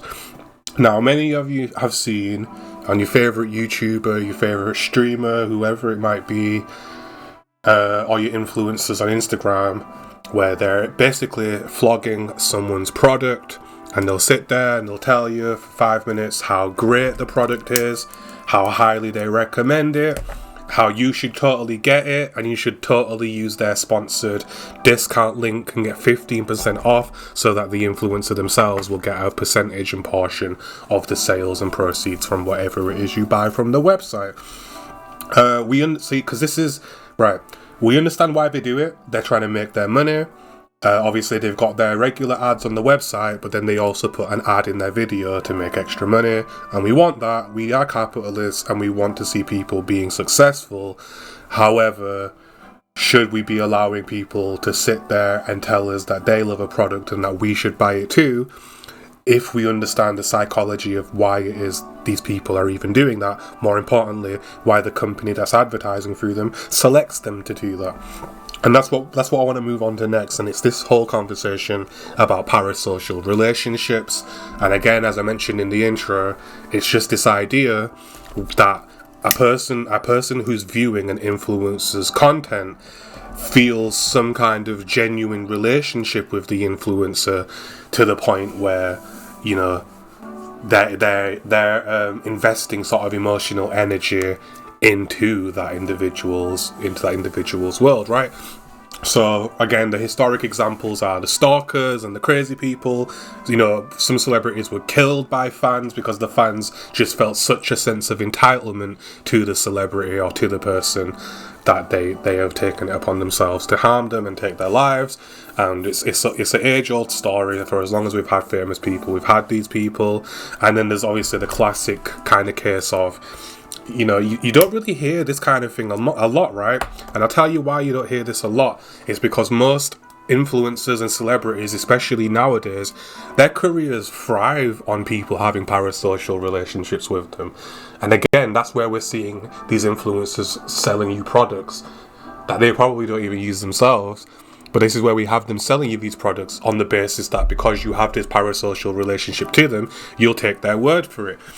But it's just this idea, like, you might be walking down the street, or a person can be walking down the street, see their favorite influencer, see some kind of celebrity, and run up to them and be trying to engage them, hi, you know, and thinking that because they're following their content, because they obviously have this parasocial perception, that it's then okay for them to run up to this individual in the streets and try to engage them face to face. And as often happens, they're shut down, or, you know, they have this awkward exchange, and then the celebrity walks away wondering what the heck just happened. And that's just how it tends to go. Now again, a lot of celebrities do run their careers from these interactions. However, the most common interaction is like autograph signing, and we'll say some catchphrases and take a selfie, because that celebrity obviously knows that having a good relationship with their fans is good for business. But I'm kind of focusing more on the ones, I could have gone on YouTube, found some examples, but I'm not too comfortable showing other people's content at this point. But it's just that thing where people are going up and they shout a catchphrase at a celeb, or they go and try to have an interaction with a celeb, probably not realising or not considering that 100 people have already run up to them in the past 20 minutes and said exactly the same thing and did exactly the same thing. And when that celeb gets home, when that influencer gets home, they're going to pull their hair out and they're going to be cursing the names of every single one of those people, because it's frustrating, it's stressful, it's annoying, because nobody wants to be getting jostled in the street. However, it's a necessary evil, and a lot of these influencers, especially nowadays, understand that these relationships are what are making them money.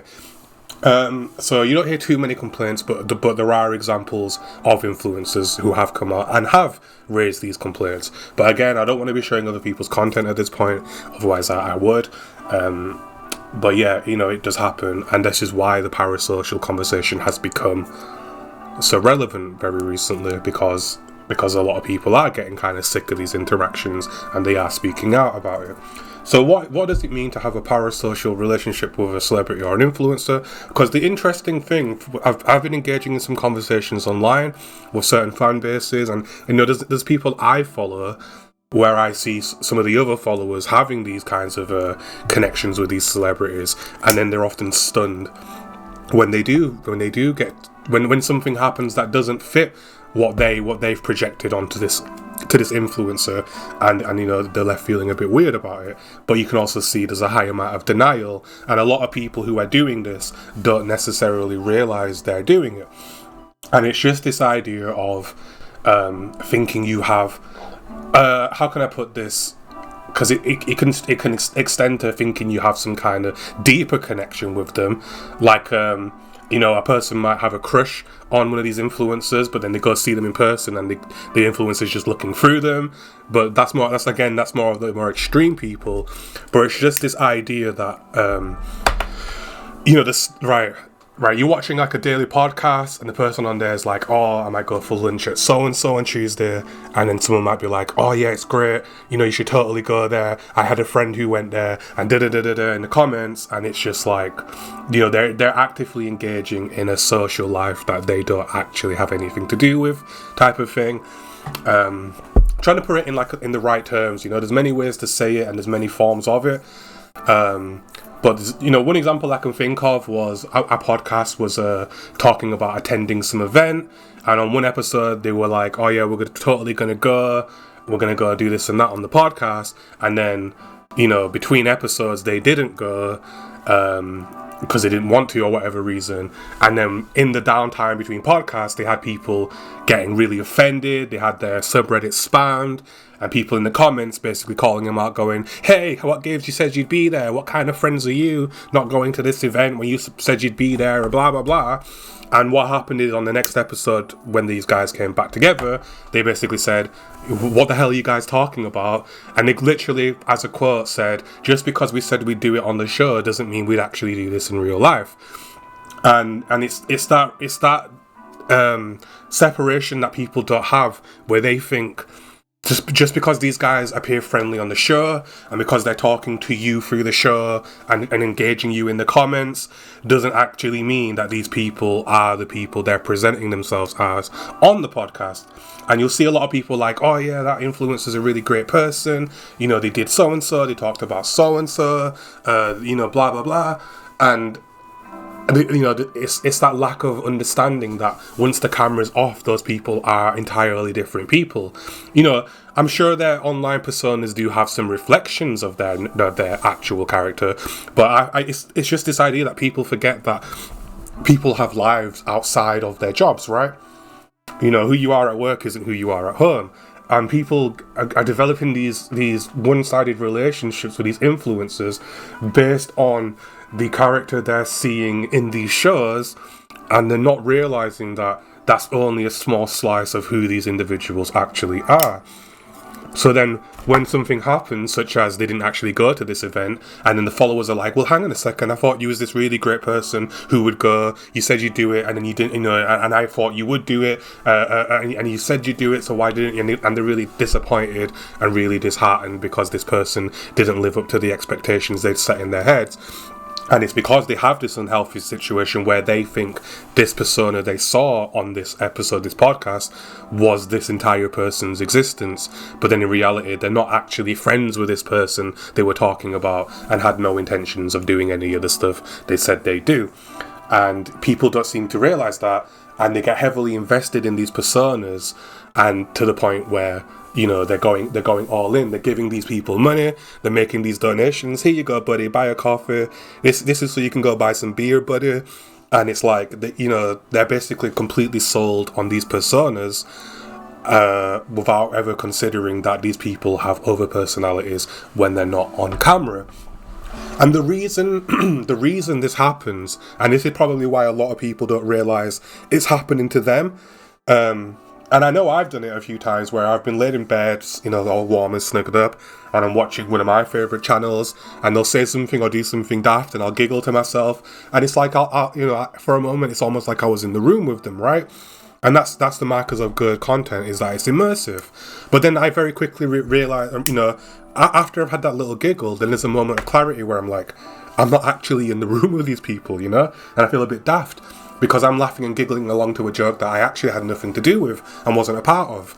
And the reason this happens, and the way this situation's created, and the part that people don't seem to realise, is that when we're start looking at these people on a screen, when we look at the screen, what do we see looking back at us? Well, of course, we see these influencers looking back at us.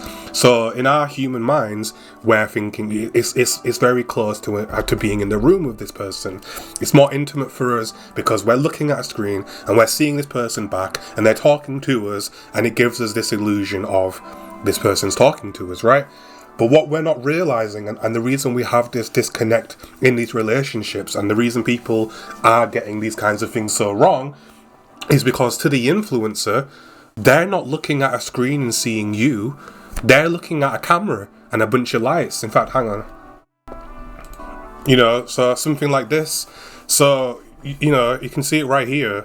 When the influencer is saying, oh, you guys are amazing, I love you guys, you're great, they're saying that while looking at this, while looking at a bunch of technical stuff and lights and rigs and cameras, right? They don't see you, so they don't have this same sense of intimacy that you have when we look at them and see them. You know, you do it yourself if you haven't already, you know, done this. Sit now, put your webcam up and sit and talk to your webcam like a person. Yes, you know, when you start talking and you get into a flow, it can feel good and you can be enjoying yourself, but it's a completely different interaction than when you're just sat staring at a screen and you see a person, you know, staring back at you. Again, you know, this person is smiling, it looks like they're looking at you, Some people might even see this and get the social cue to smile themselves, but what is she looking at? She is looking at just a bunch of tech and a bunch of plastic stuff, and there's nobody else there. And whatever intimacy you feel when you look at that picture, wherever it just went, whatever sense of intimacy you feel is entirely one-sided.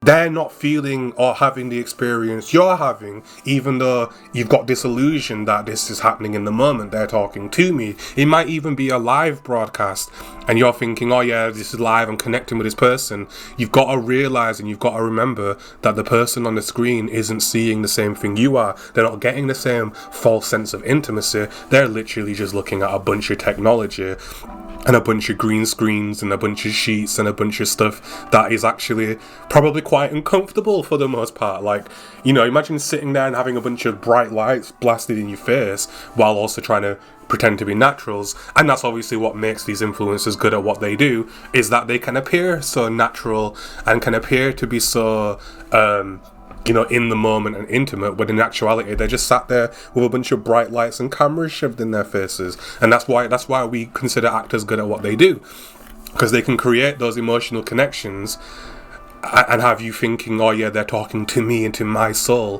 when in actuality they are quite literally, and I can't stress this enough, the only thing they're seeing is either themselves on a screen, of course, or they're seeing this, a bunch of cameras, a bunch of lights and reflectors, and a bunch of technology.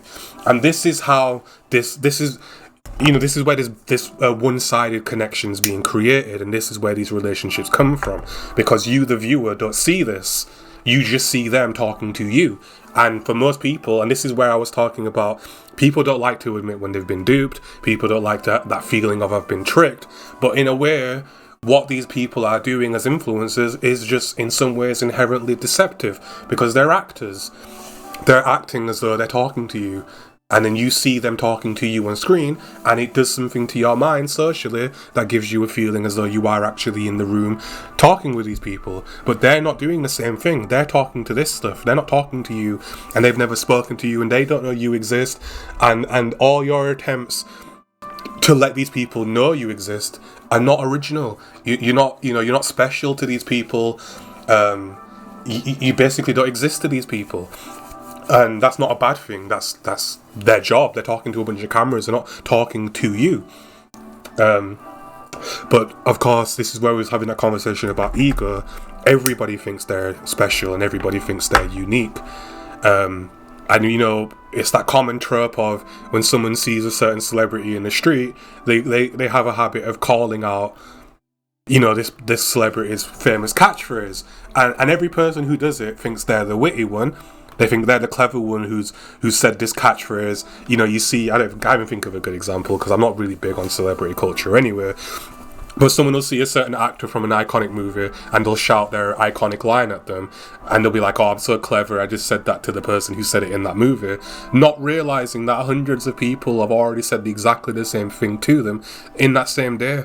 And because to you it was the first time you've said it to them, you feel like this is a special, you know, unique bonding moment you've had with this person, when in actuality that person's screaming in their skulls so that people would just shut the hell up because they're so fed up of hearing the same catchphrase shouted at them 100 times every day. But at the same time, there is obviously the understanding that, well, obviously that's part of your job, right?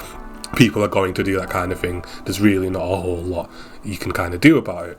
But it's just everyone thinks they're special, everyone thinks they're unique, and people do this kind of thing thinking that they were original, that they were really clever, not realising that a large number of other people literally did exactly the same thing and were just equally as annoying. But again, especially nowadays with the social media world, a lot of these influencers, a lot of these celebrities do rely on this one-sided relationship to make their money, because as we know, people who are watching a live stream from their favourite influencer will throw money at them. They'll buy whatever the heck they're selling them because they obviously want to. Well, on one hand, they do want to support these people, but on another hand, they also secretly want to impress these people, because that's part of the parasocial connection. Is that they kind of want to stand out, and that's why you can pay money to put a chat in the comments that will stand out to the influencer. And yes, they might read it, but again, they're not seeing a picture of you, they're not having a chat with you, they just see your username and some random comment that they read out and then never ever mention ever again. And this is just, that's what it's all about. But just try to remember, people, and I said, as I've admitted, I've done it where I've laughed at a joke and then kind of felt a bit silly because it's like I'm not even there. Just remember, this is what they're seeing. They're not seeing you, and they're not seeing the same thing you are. You're seeing their face. Let's go back to that woman, wherever she's bloody gone. I've lost her now. They're not seeing a face on a screen. They're like this one. You're seeing this, which is them seemingly smiling at you, but she's actually looking at and smiling at this stuff. She's not looking at a screen with a person on that she can build a parasocial relationship with. She's looking at a bunch of technology. But you're seeing this, and it gives you the illusion that they're talking to you or that she's looking at you, and that's the whole point of the illusion. And that's why in movies there's breaking the fourth wall where the character looks at the camera and it's kind of looking at the audience, and it's like it makes people giggle. Just remember that they're actually looking at this stuff, not a person. And that's where you get the parasocial connection, and it's also the reason people don't get it. It's because they don't understand the difference between what you see and, of course, what they see. Again, I just want to keep stressing it. You're seeing this, and this has a lot of personality, it has a lot of feelings, and it can make you feel like, oh, there's like an intimacy there. But all those feelings are directed not at you. They are directed at this stuff, right? That's where it's directed at. It's not directed at you, but this stuff is able to capture her smile or whatever, her posture, her stance, and you're able to see it, and then it can give you like, oh, I feel what, and this is what makes an actor good at what they do, when they can act really, really scared and do it in front of this stuff, and then you, the viewer, sees that, and you go, oh, I can tell they're really scared. It looks really genuine, but it's not. And this is the parasocial relationship, and this is why it's one-sided. And no matter how hard you try to convince yourself of anything different, it will never change the fact that the experience the influencer is having isn't the same. Parasocial relationships are not two-sided, they're one-sided, because those people in that room doing that podcast are just talking to each other and to these cameras. And that's all they're seeing. But what you're seeing is them talking to you, because you don't see the cameras, right? You technically are the camera, but you're not the camera. You're someone viewing the footage the camera captured. And I really want to stress that that's where people end up building these personal relationships that don't exist. And that's where people then obviously on the other side now is people will see her stood like this and think they understand something about this woman, not realizing that this is her job. It's to make you think that you understand something about her, but this picture tells you absolutely nothing about her, because not only is it just a photograph that's just capturing one tiny frame of existence, it's also edited. It's also been manipulated and changed and all sorts, and she is a model or she's an actor or both or one of the whatever, right? It tells you nothing about them other than they're good at what they do. It's a really difficult thing, but it happens, and people get into outrages when their expectations of these individuals don't actually match what they think they know about them. You know nothing about this person. They're just standing in a pose, and it's like you'd be able to get a better read, let's say, if you could see a couple of frames and she maybe sways, or her eyes might droop a bit, and you might be able to tell she might be on a drug, she might be under the influence, but you can't get any of that from this one frame, And the better an actor somebody is, the less you can tell about who they actually are as people, because they're playing a role, playing a character, and again, it's just, these are the things people just don't seem to understand. Yes, okay, this person's smiling, and you can be like, oh, it's a person who smiles, I like smiley people, but another aspect of this parasocial stuff is the understanding like that we should all have in this era, which is that once the cameras are on, everybody acts different. Nobody's natural in front of a camera. They might be really good at acting natural, but nobody's the same person in front of a camera when they're off camera, and that's a fact. You go anywhere observe the behavior of people and then pull out your camera and start filming them, you will notice an immediate shift in people's behavior. And it's not even something that's necessarily conscious. People just do it automatically. So again, it's just this idea that these people are being their true selves while they're on film. They're not. You know, you put a camera in front of someone, they're going to switch to camera mode, and it happens every single time. And it's one of the reasons we enjoyed like TikTok content, is because it's really cringy when people start, you know, behaving differently on camera. It's incredibly cringe, it's incredibly obvious to us, but we've kind of forgotten that, you know, people are not being their natural selves on camera, so therefore anything you see them doing on camera isn't a great reflection of who they are as people, as real people. And, you know, again, the person who you see on camera and the person that person actually is in their daily life, you know, there's no connection to it. They're just playing a role. They're putting on a character for your entertainment. And I feel like, as someone who gets this stuff, you know, look at me all high and mighty and shit, but as someone who doesn't engage in celebrity culture, because I honestly don't, I don't fan for anybody, I don't simp for anybody, I don't care about celebrities.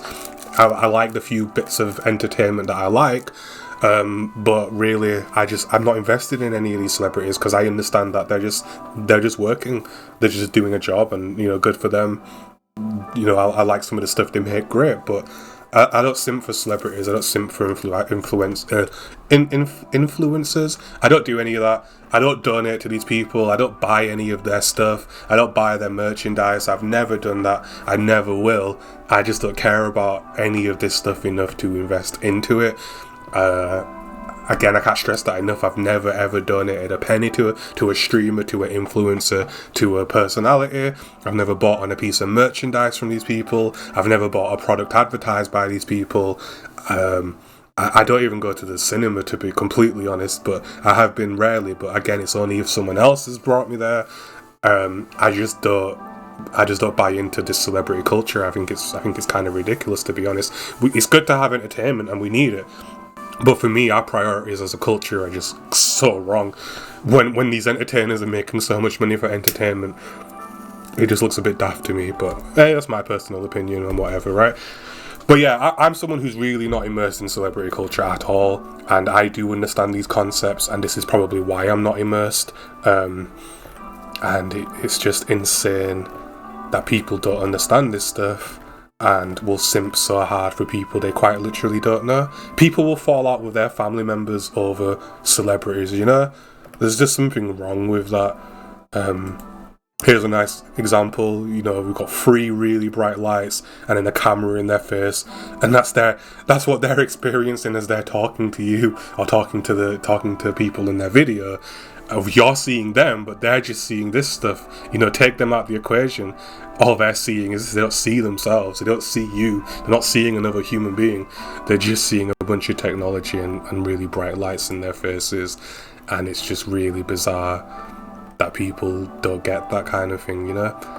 But anyway, so and then this is where people are making their money now. They're using this one-sided relationship, knowing that people, you know, believe in these characters, believe in these influencers' personas, and then that persona says, oh, I really like this product, you should buy it.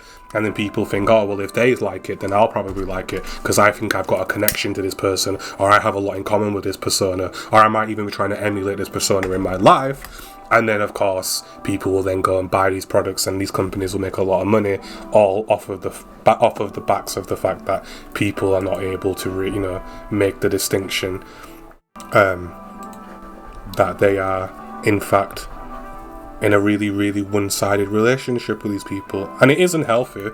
It's the reason it has a label, parasocial, because it's not a healthy thing. But we just have a culture that's built on it. And obviously the influencers are happy with it as long as they're making money. But then when we see certain things happen, like I mentioned the example where they didn't go to some party they said they'd go to, and they've actually had to turn around and criticize their followers and say to them, look, just because we say we're going to do it on the show doesn't mean we're actually going to go do it in our real lives. We have real lives to live. And this guy, this person saying this is like, I've got kids, I've got family, I've got things I've got to do when I'm not on the show. You can't expect me to do everything I say I'm going to do just because I said it here. And obviously that is to the surprise to a lot of their followers who are hanging off of their every word. I actually had an argument with someone, and their argument was, well, they're here 2 hours, they come and do a podcast for us. Do you really think we don't get to see who they really are in the 2 hours that they're here? And I'm like, but there's 22 hours of the day that they're not.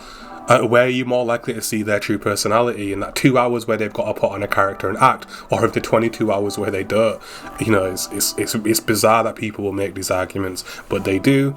And that's just another, and again, to tie this back in now, it's just another example of this deceptive marketing where they're relying on this really one-sided relationship in order to sell products to you and convince you something's really, really good just because your favourite influencer or celebrity happened to say it was really, really good. And obviously, when you have this one-sided relationship, you're taking everything they say literally, and that influencer has absolutely no problems telling you to go buy this thing because it makes them money, it makes the company money, everyone's happy on that side, and they don't even know who you are and barely care who you are, and have never met you, have never seen you, and they only care about increasing their own wealth. You know, and I don't want to piss off all the fan bases in the world, because at the end of the day, you know, celebrities care about their fan bases, but you got to keep it realistic. We're capitalists. It's a capitalist existence. These people care about their fan bases because their fan bases are the reason they are in the positions they're in and have made the money they've made, and they would be fucked without their fan bases. So they care in that way. But because they care about a fan base and because you're a part of the fan base doesn't mean they care about you. And you'd probably find that if you caught them with the cameras off, they're probably going to turn out to be not the most pleasant of people. But of course, these people are very careful about their public perception and public image, and thusly they're usually on their best behaviour when they're out and about, because they can't afford to lose their careers. And word travels really quickly these days. So, you know, they're going to be on their best behaviour, but people just try and realise you don't know these people. The time, you know, the actors, the time they spend on camera is a significantly small portion of their days, and you don't know them, and they don't know you. And just because you feel some intimacy because you're seeing their faces, you've just got to remember that while she's standing like this making this pose, she's actually staring at this junk. And just because she's making this particular pose and has this smile doesn't mean you know anything about her. You could be the world's best body language expert, but if someone's acting and they're good at what they do, they're going to be able to mislead you and deceive you. And that's why body language isn't considered primary evidence in courts and stuff, because it's unreliable, because people can fake it and people act. And that's the reality of it. So anyway, that's about as much as I feel the need to say on this kind of thing. It does do my head in when you see people get so invested into these influencers and celebrities, because you can tell, and this is the thing, people don't like to admit they're being duped, but what they also don't realise is people like myself who don't fall for this kind of thing, we do see that you've been duped, you know? Like, there are people like myself out here, believe it or not, who genuinely I'm not a fan of anybody. You know, I can't think of a single celebrity that I'd call myself a fan of. I'm just not a fan. I don't have anybody's t-shirts. You know, I don't even own. I don't have a collection of CDs. I don't have any of that stuff because I've never bought into it. I do enjoy my video games. Oh, and that's something I forgot to talk about with the advertising stuff, is the fucking video games advertisements that show you a bunch of CGI bullshit that literally just doesn't even exist in the game. And I don't know how they're allowed to do that. That should be so illegal, and there should be so much legislation against that, because it is the most purest form of bullshit advertising. But we've run out of time, so I'll just have to say that and leave that there. But I do like my video games. I do buy games that I like the look of, but again, I don't know any of the people who made it, and I don't simp for them. And most of the companies releasing this shit are garbage anyway, full of complete scams. And I don't even play new games. Like the new generation of games are just dead to me because it's all bullshit. And it's all bullshit that was getting called out. And then even though it got called out, it never got changed, and thus is happening even more than it ever has. And I'm probably going to do another video about fucking video games, actually, because holy shit, is that a fucking cesspit. But anyway, yeah, I don't simp for celebrities, I don't simp for influencers, I don't follow anybody, I have no care. the kind of content I enjoy, I have to admit, I do like me some Angry Video Game Nerd. I think I've watched every single one of them, and I still go back and watch them. I do like Call Me Kevin. His personality is a little bit grating. I kind of don't like that he intentionally does dumb stuff, but you know, it's just, I just enjoy it. Like, I like falling asleep to that kind of thing. I do like the H3 podcast. I do follow it and I do watch it often, but I'm not a fan of these people. Like, I like the show because I like what they show on their show, if that makes sense. Like with H3, you know, I don't care about, I don't follow the people on there and the presenters. I just like the YouTube videos they show and some of the stuff they talk about, kind of like what I'm doing here, where I'm taking subjects and kind of just talking about them. I just kind of like some of the subjects they focus on, but I'm not a fan. I don't buy their merchandise. I don't really care for their clothing lines. I don't hate it. I just would never buy it. That's really about it. I'm a gamer. I do watch some informative educational stuff, but I find those channels quite grating.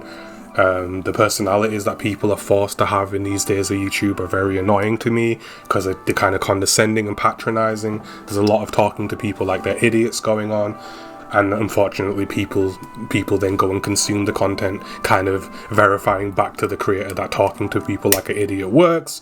So I do tend to avoid those kinds of things, and it's hard for people like me, to be honest, because, you know, I can watch a movie and not even know the names of any of the actors and walk away and still not know the names of any of the actors, but enjoy the movie, you know, if that makes sense to you.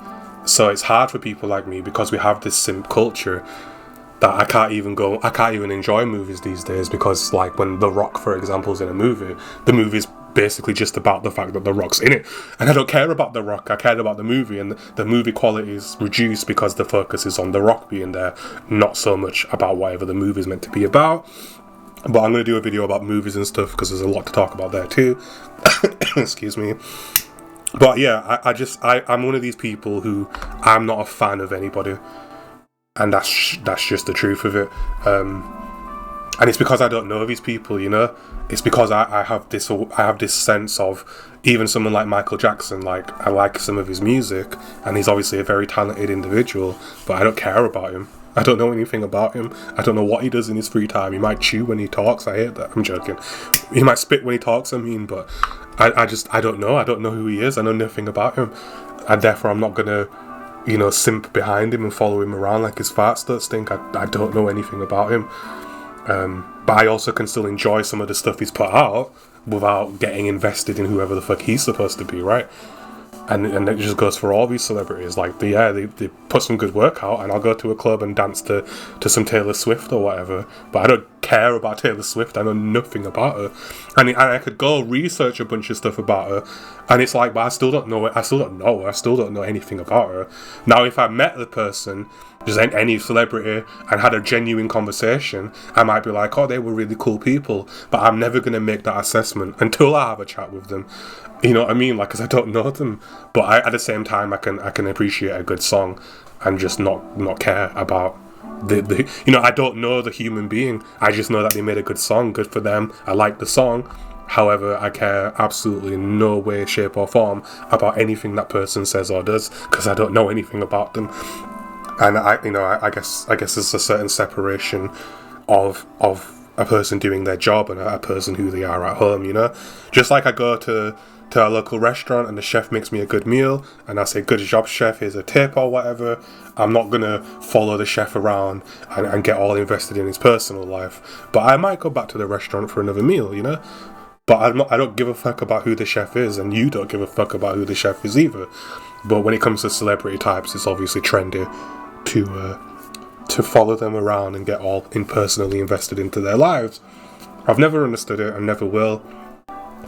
But, you know, it's power to those individuals who are in those positions, because they literally build their careers around people viewing them in this way, and they're obviously very good at what they do because they have people who fall this madly into this parasocial connection with them.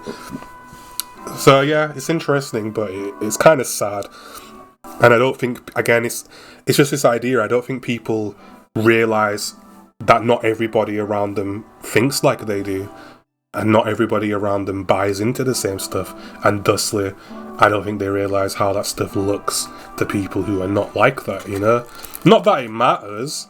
Well, it kind of does matter when companies are able to exploit it and sell bullshit to us and get rich off of this shit. Well, it's technically a mental illness. It is exploiting a big mental illness, to be fair. But at the same time, people should be free to do whatever they want. And if you want to simp for a celebrity, by all means you should. But you should also have the teaching and the understanding to know what mechanics are going on that are causing you to have those feelings you're having. And just to realise that it is one-sided.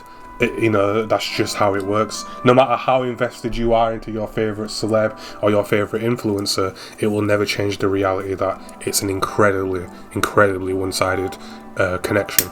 They don't know you, and they don't care about you, but they will happily take your money because at the end of the day, they're trying to sell you a product. And oftentimes their personas are part of the product they're selling you, right? So something to think about. It's something that's existed for a very long time, but has just become a lot more prevalent because you have people, simping over, YouTubers and people on Instagram and silly stuff like that. And again, as a person who, when I was a kid, I had my fandom phase. I was a big fan of Eminem in my earlier days, and I think I might have gone through to be completely honest, I think Eminem may be the only rapper I was ever a fan of, and then I kind of grew out of that. And then I never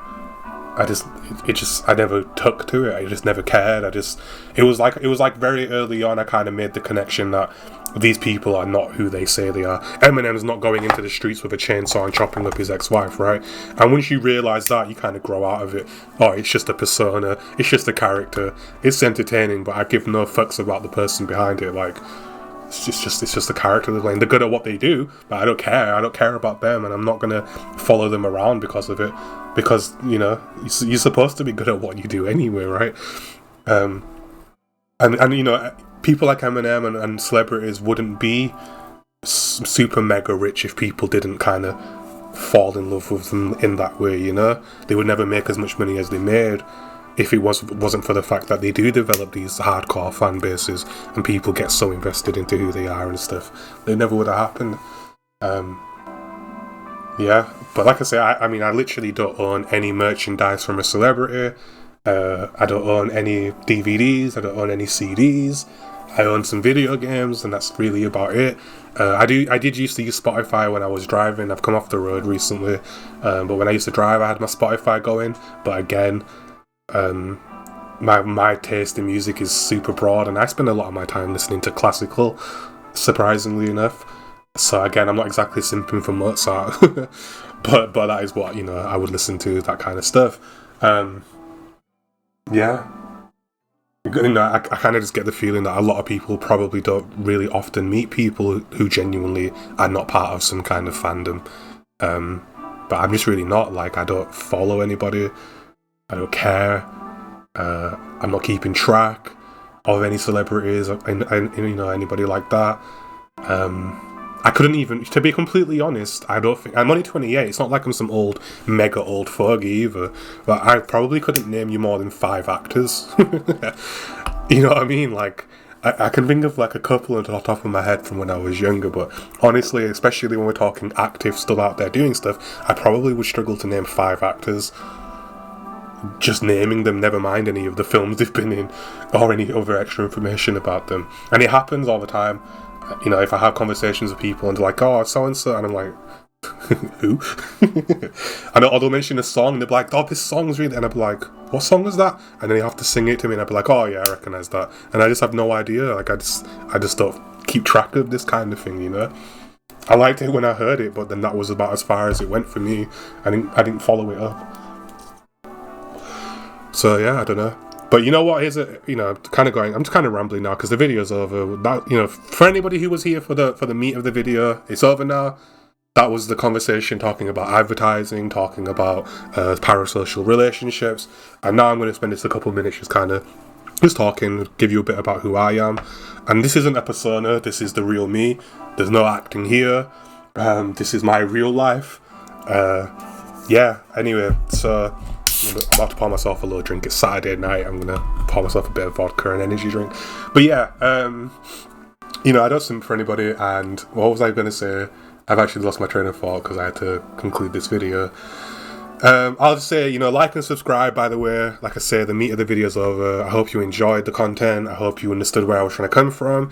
If you have any counterpoints, I would love to hear them. So do leave me a comment, like, subscribe. I'm going to be uploading as regularly as I can. So keep an eye out. I'll be covering many different topics, all kinds of different stuff. And again, I'm not expecting you to sit and watch every video I make, but you know, do check out the ones that are containing subjects that might be irrelevant to you or important to you in some way. And you know, do be a part of the conversation. I would like to think I'm offering a unique perspective, and that's kind of what I'm getting at with some of the stuff I'm saying here.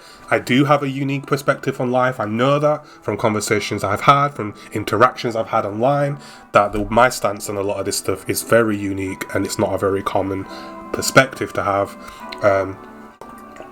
And yeah, so I had to drink a bit of the energy drink to make room for the vodka because I don't have a glass nearby. But yeah, you know, I hope you've enjoyed my perspective, and I hope you will engage and you will tell me your thoughts. So anyway, back to talking about myself a bit. So one of the reasons I think is likely as to why I don't have this mentality and why I don't follow these things around and why I don't know who a lot of these people are, for me, from a very, very, very young age, I stopped watching TV. I admittedly, back in sort of what in the UK we call it high school, but it was the ages of 11 to 16, high school in the UK. So I don't know what the equivalent would be in America. I think they might call it middle school. I think their high school is what we call college. But when I was in what we call high school, which I think is what you call middle school, when I was around 13, 14 years old, I quite literally just stopped watching TV. When I was younger, I used to watch my cartoons. I watched my Disney Channel and my Nickelodeon and blah, blah, blah, same as we all did. But once I hit about 13, 14 years old, I just stopped watching TV entirely. And I have to admit, I was quite taken in by the conspiracy stuff of that era. Now, before you start rolling your eyes, you have to understand that the conspiracy community back when I was 13, 14 was very, very different from what it is now in 2022. So while I understand the eye rolling, you have to stick with me in that the community was just generally very, very different back then. And especially for a young person trying to understand the world around them, it had a lot more of a draw back then too. Again, I can't stress this enough. The conspiracy community of the modern era of now today is garbage. I'm with you all the way. I roll my eyes too. But just when I was a 13-year-old youngster trying to figure out the world, I did get into the conspiracy stuff. And back then, that's when they were saying, like, the TV tells you lies, man, and all this stuff. But more importantly, and I think a lot of people in the conspiracy communities didn't want to admit this back then, was that a big draw of the conspiracy stuff of that era was the entertainment of it.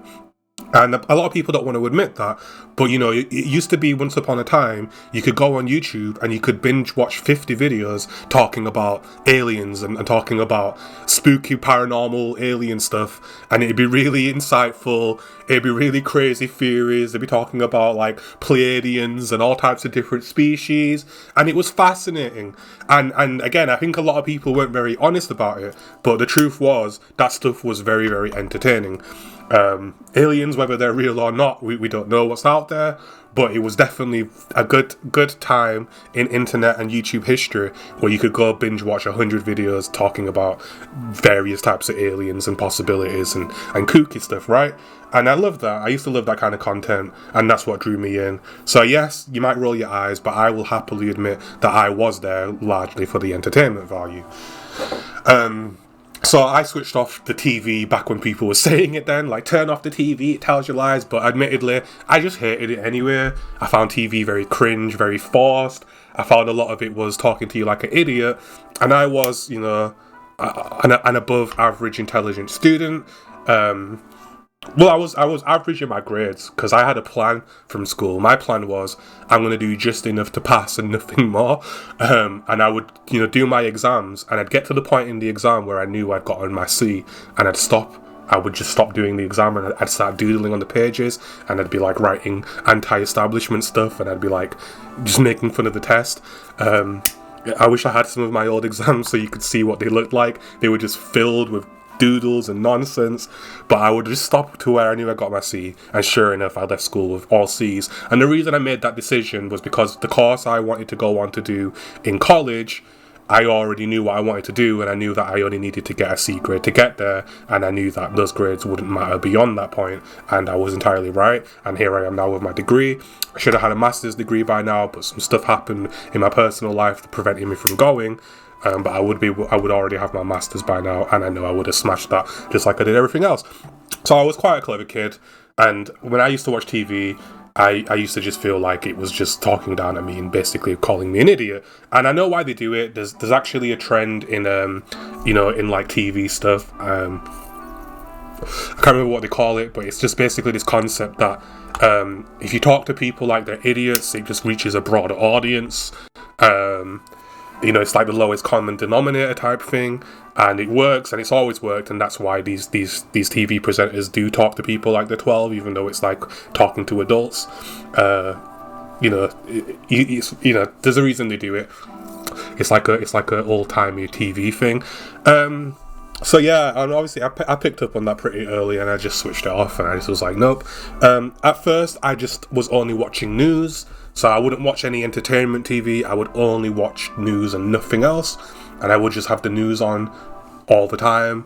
People would be annoyed, like, why have you always got the news on? It's like, because there's nothing else to watch. At least I'm learning of something about what's going on in the world, right? And I actually remember one night I was staying at my auntie's house, and I was sleeping in the living room. Everybody else was upstairs in bunk beds or whatever, my brothers and stuff. And I was alone in the living room, and that's where I slept. And I had the news on, and I woke up in the middle of the night. It must have been 2-3 a.m. or something. And I managed to, because I left the news running, I actually caught the exact moment where it popped up with the breaking news alert that Osama bin Laden had been whatever, right? I don't remember what year that was actually.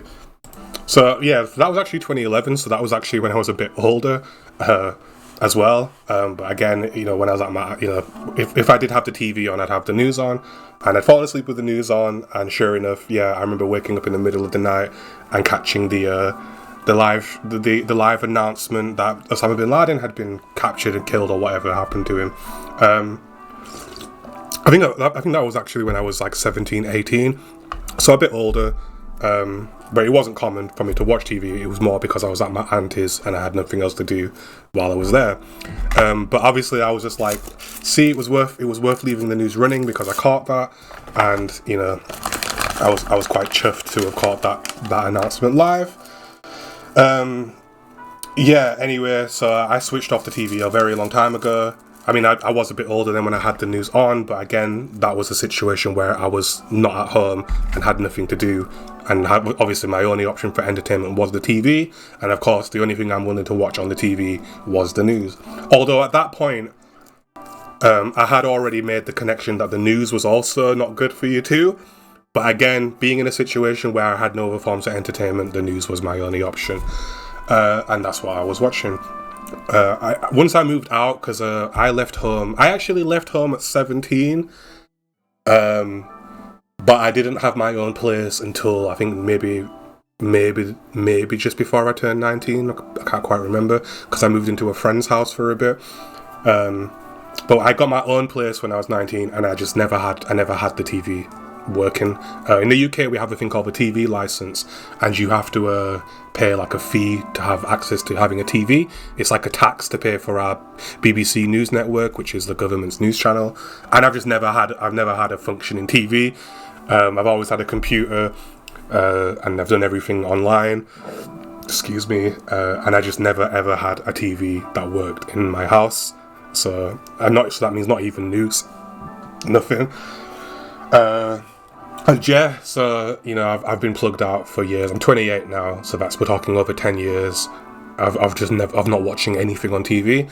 I have to admit, very, very, very recently, Even though just a few months ago, I went on a date and we stayed at this hotel, and I watched a bit of TV for the first time. I don't even remember what I watched. It was some silly stuff. It was like some weird... Because a lot of the stuff on British TV right now are these really trashy dating shows where it's like... I think the one I saw was... she had to... There was a woman and there's 3 potential guys who could be dating her, and she would select her date without seeing the guys or interacting with them based only on their outfit choices. So they choose her an outfit depending on what the potential date could be, and she would pick the outfit she liked most, and then when she selected the 3 outfits she liked the most out of the bunch, that would determine which guy she would then be going on a date with. And I found it absolutely putrid. I was repulsed by the concept. It's really bizarre. Like, there's nothing, like, you know, I have nothing against people buying clothes for a potential partner and all this kind of stuff. It was just the fact that this is TV, you know, like this is culture, this is British culture right now, and I found it super trashy. I hated it, and it just made me roll my eyes. And I have to admit, I do watch, the animated stuff. Like I watch a bit of Family Guy, but I don't watch it on TV with the advert breaks. I watch it online, like a naughty person. I stream it, but I do like me a bit of Family Guy. But I do find it incredibly daft. But I think Family Guy does have that kind of humour that's quite self-aware. I do enjoy a bit of that. But yeah, you know, I don't watch TV. I don't watch TV shows. I don't watch any of this TV presenter. I don't watch these talent shows. I don't watch any of it. I don't even watch clips of them. I don't talk about them. I don't engage with any of it. And like I say, I'm not a fan of anyone or anything. Quite genuinely, I've never been to a concert. I did go to a concert when I was very, very young, maybe 14 years old. We travelled down to London to go see a rapper named Mos Def. 2 of my friends were going, and I didn't want to be left out on this potential trip. So I was like, no, I want to go too. I didn't even know who Mos Def was at that time. I actually had to go listen to his music to figure out who he was. But I did enjoy it just because of the experience, and we got to meet him afterwards. We shook his hand. That was pretty cool. I didn't know who he was, but because it was really funny because everyone was kind of, well, the people that were there, because we saw him leave off the stage, and my friend was like, come, and he was like, gesturing us to follow him. So we kind of ran out with him, and there was like a small group, maybe 15 people waiting by this car. And sure enough, we see him coming out the door towards the car. So there was a bit of a rush towards him, and he's shaking everyone's hands. And my friends rush over, and they get a handshake, and I kind of follow them. And I'm kind of just stood there a bit awkward at the back, looking like, oh, you know, I don't even know who this person really is. But then he saw me just standing there, so he put his hand out towards me. So I shook his hand, which was just cool because it was like, I'm sure many people don't get to have that kind of experience. But it was just really funny to me because it was like, I don't really even know who Mos Def is. And, you know, but my friend, again, I wanted to go because my friends were going. I didn't want to be by myself. So we went down together. And then, obviously, I've never been to another concert or another live event since. Nothing whatsoever. And I have no interest in going. There is one artist I'd love to see live, but it's not because I stan them. It's not because I'm a fan of them in that way. It's because the type of music they make is it's like a psychedelic type of music. And when I took some acid and listened to their song, I had a really trippy experience, and I'd be very intrigued to see what kind of experience you'd have tripping while listening to that type of music live. But again, you know, it's more about the product, and I don't really give a fuck about the artist or anything. But I have no intention of doing this. They had a concert recently actually, and I obviously didn't bother going or anything. But it's just like, that's probably the only thing I'd go for, and it's only because they're making music to intentionally alter a person's trip anyway, to cause your psychedelic experience to kind of change. And I'd be very interested to see that live. But for me, that would more be about learning about their techniques and how they're influencing people's trips than it would be anything to do with them as an individual, right? So yeah, I'm not part of any fandom. I don't stand for anybody, but I do like a couple of things here and there.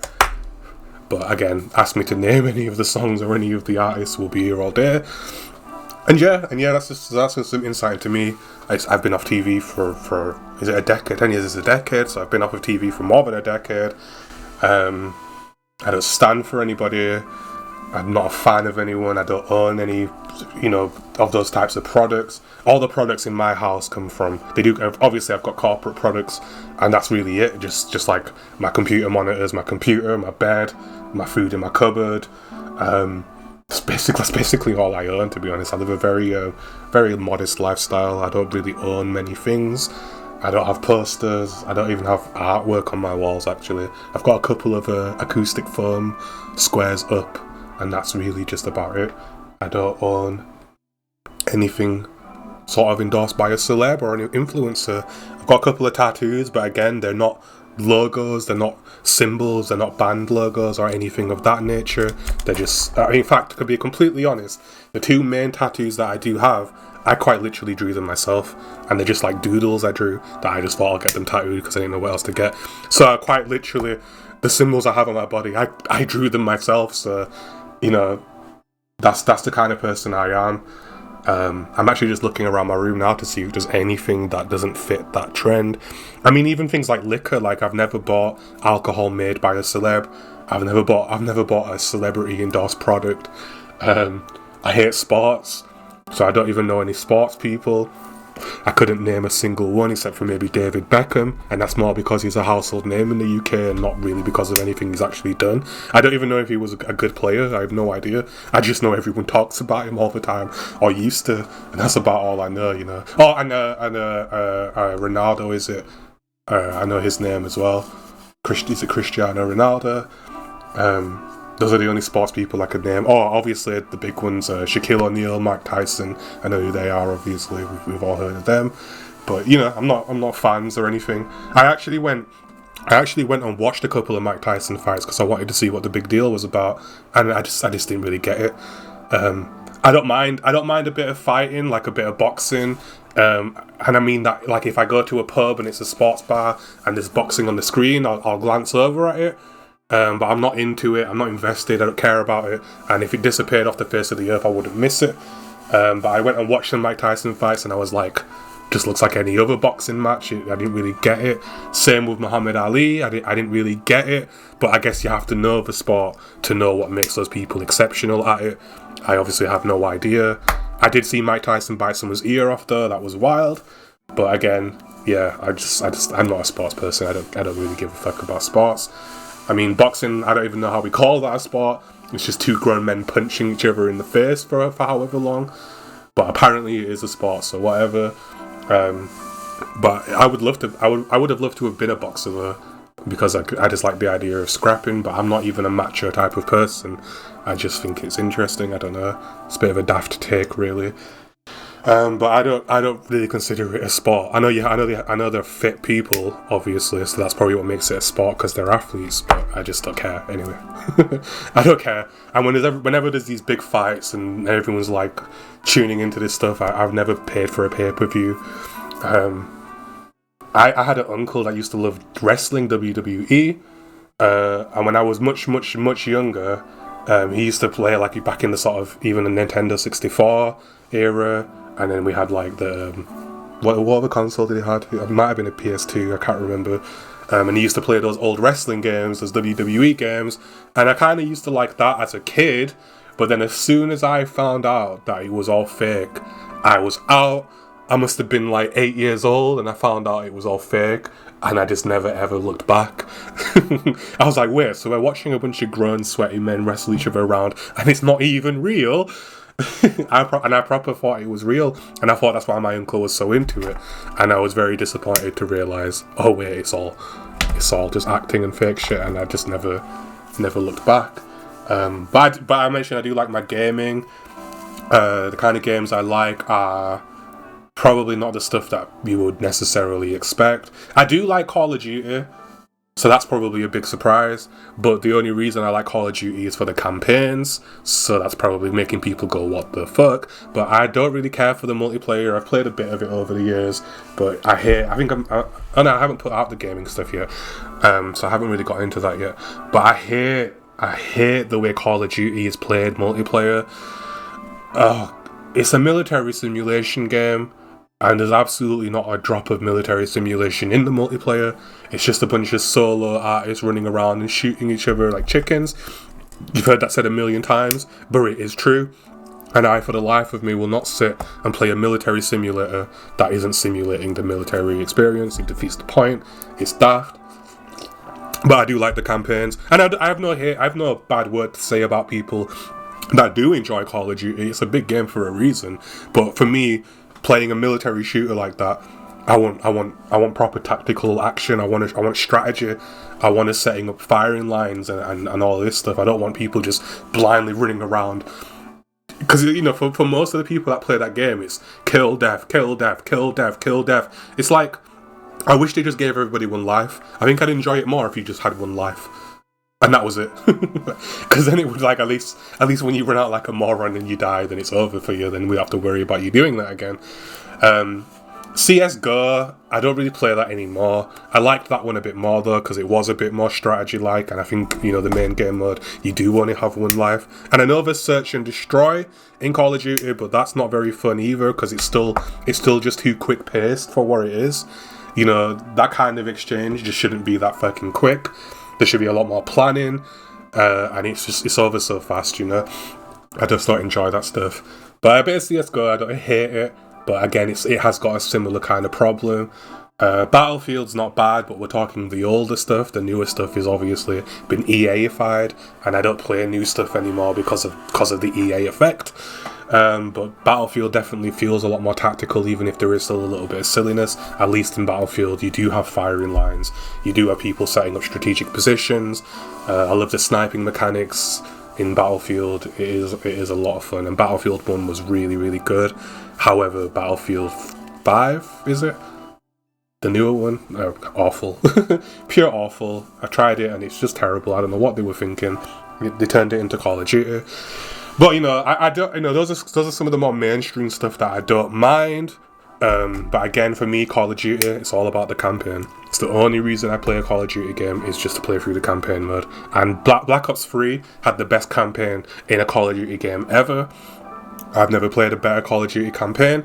I do like the older ones. Don't get me wrong. I love all the other Black Ops. I love Modern Warfare series. They're all good. But Black Ops 3 had the most impressive, interesting campaign of all the Call of Duties. And it's the one that probably got shitted on the most. And then they brought out Infinite Warfare, and it had a garbage campaign, and then everyone was like, oh, that's much better, and it was so tedious, so boring, and so predictable. And it just, you know, it's for me, it's a constant reminder that I'm just not in the same pulse as the rest of people, because whenever I like something, everyone hates it, and whenever anyone likes something, I generally hate it. And it's not some purposeful thing. I love the Black Ops 3 campaign, and all I ever see is people slamming it, so it just kind of puts me off anyway. But the kind of games I play, I like Ark. I do like a bit of Ark. I put a lot of hours into that. I love Fallout 4, especially the VR version. I put hundreds of hours into Fallout VR. Obviously, Bethesda, for me, every Bethesda game is a banger, even if it's got many, many flaws. But I'm sure this is something that we do agree on. Bethesda games do kind of slap, so I'm a fan of those. And that's it, really. That's it. Bethesda games and a couple of survival games. And I do like, I think my favourite, if I'm going to pick a game series of all time, I have to give it to Total War. Many people out there haven't even played it or heard of it, but I have to give it to Total War, because I love that combination of battlefield tactics and strategies combined with sort of the greater politics, the broader politics. I think it's really, really cool. And it's really, really, you know, there's a lot of strategy. Unfortunately, like many games, there are tricks and there are ways to beat the system, so to speak. But I like to just jump in there and just go for it, you know. I just enjoy it. I do get a kick out of it. And I know I love that. One of my favourite matches was a 1v1v1 match, and it just turned into a fucking... Was it a one? Yeah, I think it was a 1v1v1, something like that. And it basically was just a match where we all were just standing there holding our positions because it was tactically disadvantageous for any of us to move. We had one person on a hill, another person over here in a strategic position. I think there was 3 of us playing, and then someone over here in a strategic position, and nobody moved. And the whole match it went on for ages with everyone just kind of standing there, because that's how good the strategy aspect of it is. There was no advantage to press, and therefore nothing happened. And it's very, very accurate, very cool. It was a good match. I think it eventually kicked off when it had to kick off, but it was just very cool to just be stuck in a sort of a stalemate where whoever made the first move was going to guarantee to lose, basically. And that's the kind of stuff I'm into. So I do like my games, but I guess it would be clearer to say I only really play the games that let me do whatever the fuck I want to do. Call of Duty being the exception. But that's why I like survival games, that's why I like strategy games, because I get to just play them however the hell I want to play them. Open world games, I can do whatever I want and play it however I want, and that's what I'm into. The more open, the better. That's why I kind of like RimWorld as well a bit, although I haven't played very much of it. But I just love the premise of it. What else is there? I like simulation games, like Prison Architect's good, and Tycoon games are pretty good, because again, I get to just run it however I want to run it, and those are the kind of things I'm into anyway. Yeah, I don't want to talk about the stuff that I hate, because I'll just be very unpopular if I start doing that. But yeah, so yeah, I'm a gamer, but I don't simp for any of these gaming companies. In fact, I hate them. I've just called the Total War franchise my favourite franchise of all time, but Creative Assembly are probably one of the shittiest fucking companies of all time because of their practices and the stuff that they do and the way they do DLC, and it's just mind-numbing that they're even allowed to do that. But I have to admit, the Total War series, just in general, is just the goat for me. And yeah, so there you go. That's an example. I just don't simp for the people behind it, but I do think they make a good product, even if they fuck it up elsewhere. So I don't think there's much more else to say about me at this point. You kind of got the general gist of it. I'm just not into this Hollywood culture. I'm not into this celebrity simping culture. I've never fallen in love with a celebrity or gained a crush with one. I just don't simp. I don't simp at all. And I'm one of the first to call out bullshit practices, like with EA and other games developers and other, like what I've been talking about here with the advertising. I used to be against. See, again, like I'm saying, I was against TV. I also used to be against fast food. In quite a big way. I was vegetarian for many years, but more recently I started eating it again. To be honest, when I started driving. It was during COVID actually, 2020. I think I got my license. I started going to McDonald's again, whereas I wasn't doing that before. But again, it's because I was on the road and it's just there, and I have to admit, I fell for that. But I also did keep telling myself, look, this is, I shouldn't be doing this. But I did get back into my fast food there. Not all of them, just really a bit of McDonald's here and there, and recently a bit of Taco Bell, but again, even when I'm eating it, I'm like, I wish I was just eating regular cooked food. I would much rather have a real meal. But I was a simp for coffee. I'm a simp for coffee, so I was always pulling up to McDonald's, grabbing a latte on my travels. But I am against them, not for any particular reason. It used to be silly things, conspiracy stuff, but then it was more a matter of, there's got to be something wrong with it if it's so popular type of stuff. But obviously I did get over that, and I was just like, whatever. But I am against a lot of mega corporations for a lot of reasons. There's a lot of slave labour, a lot of underpaid staff across the world and stuff like that I'm against. And I'm one of these people that does believe that we shouldn't ignore that stuff. The child slavery stuff with like Nike and Apple, people working in these sweatshops for peanuts, putting in more work than anybody on this earth for nothing. I'm really against the whole corporatism of everything anyway. I understand why they exist, and I think that's part of the problem, is that they exist. these corporate cultures, and the stuff that they get away with is insane, and people just seem like they've got no backbone. You know, we hear these issues raised and then we do absolutely nothing. We continue to buy their stuff, and like I've just admitted, I'm guilty of it because I went and started buying McDonald's and stuff when I was against all this stuff, because it is very easy to do. But I do think that as a people, we literally have no backbone. We only have a backbone when it comes to some of the most ridiculous stuff. The hills that people are willing to die on are insane to me. We've just seen fucking Ye West throw his whole career away over being a Nazi of all things. He's not even German. How is any non-German going to be a Nazi? I just can't get my head around that. Like, it was a German political party, and their belief was that Germans were the superior race. And we have someone like Ye West, who's an African American, calling himself a Nazi, and he's not even fucking German. So that part confuses me. You know, to be in a country that was the enemy of someone and then join the enemy that your grandparents were fucking fighting and rebuilding because of is just insane. And yeah, the hills that people want to die on are crazy to me. But yet people die on those hills regardless. I'm not sure if there's much else to say at this point.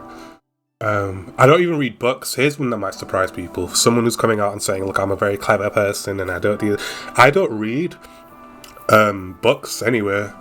I've always found it really weird to sit and read hundreds of pages from just one person. You know, it's kind of like this, but I think listening to a video where someone's giving their point of view is a bit different.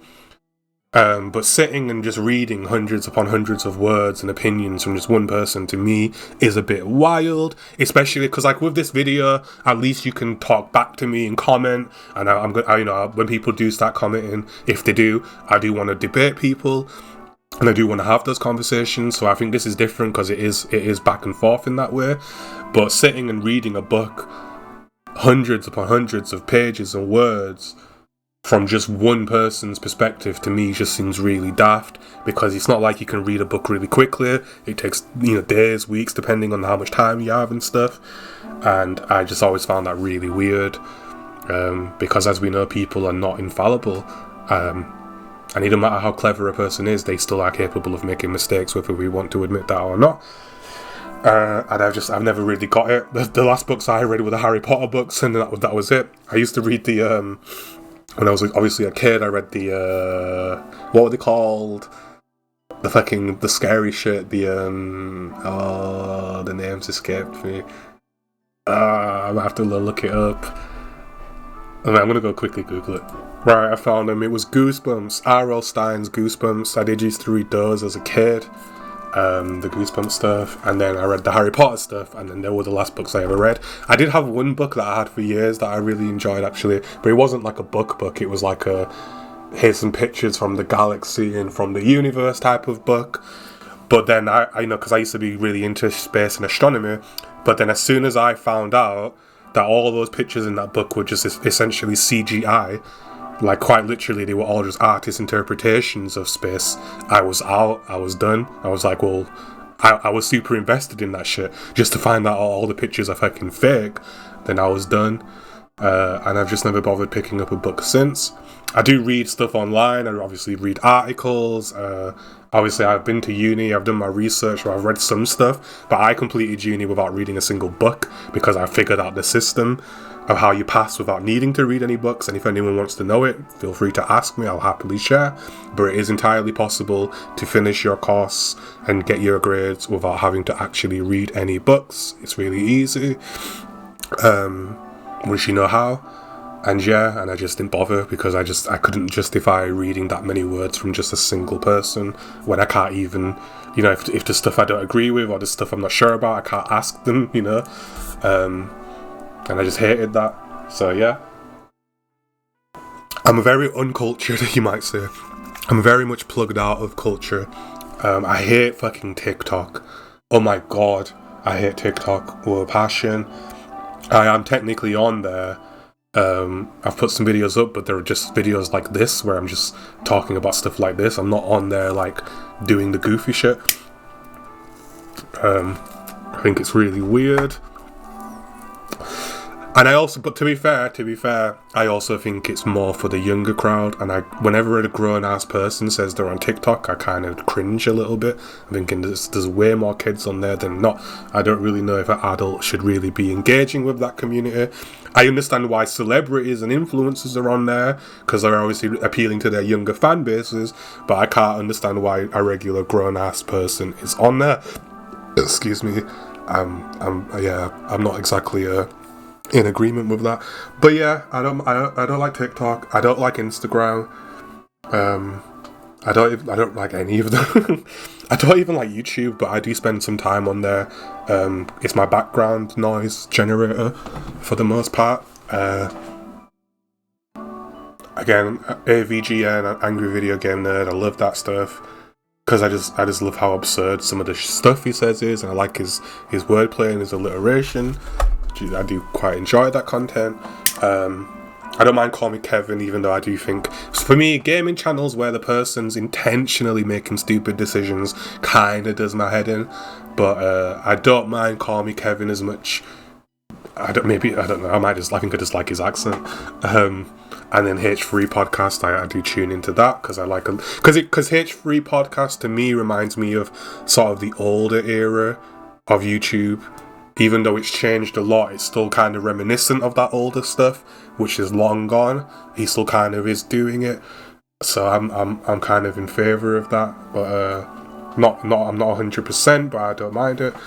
But I do watch it quite regularly, and then that's it. Everything else is just background noise and stuff I use just to help me fall asleep. So yeah, and every time I use it, I get more and more jaded because of all the ads, and the ads are always fucking insulting, and the adverts are never anything to fucking do with any of the shit they're trying to sell.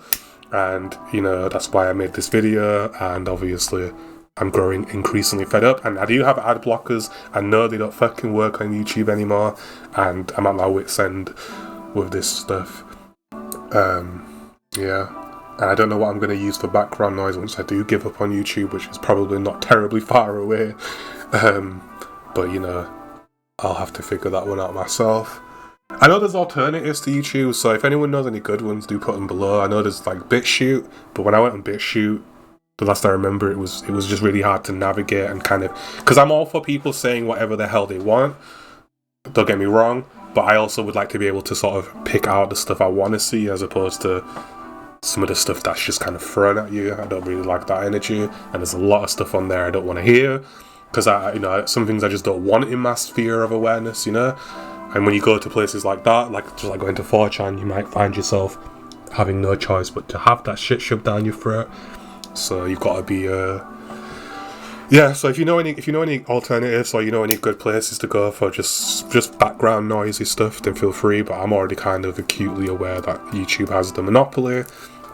I do like Reddit, or I used to like Reddit, and I like it a bit less, but I still do visit from time to time, as you've probably noticed by my videos.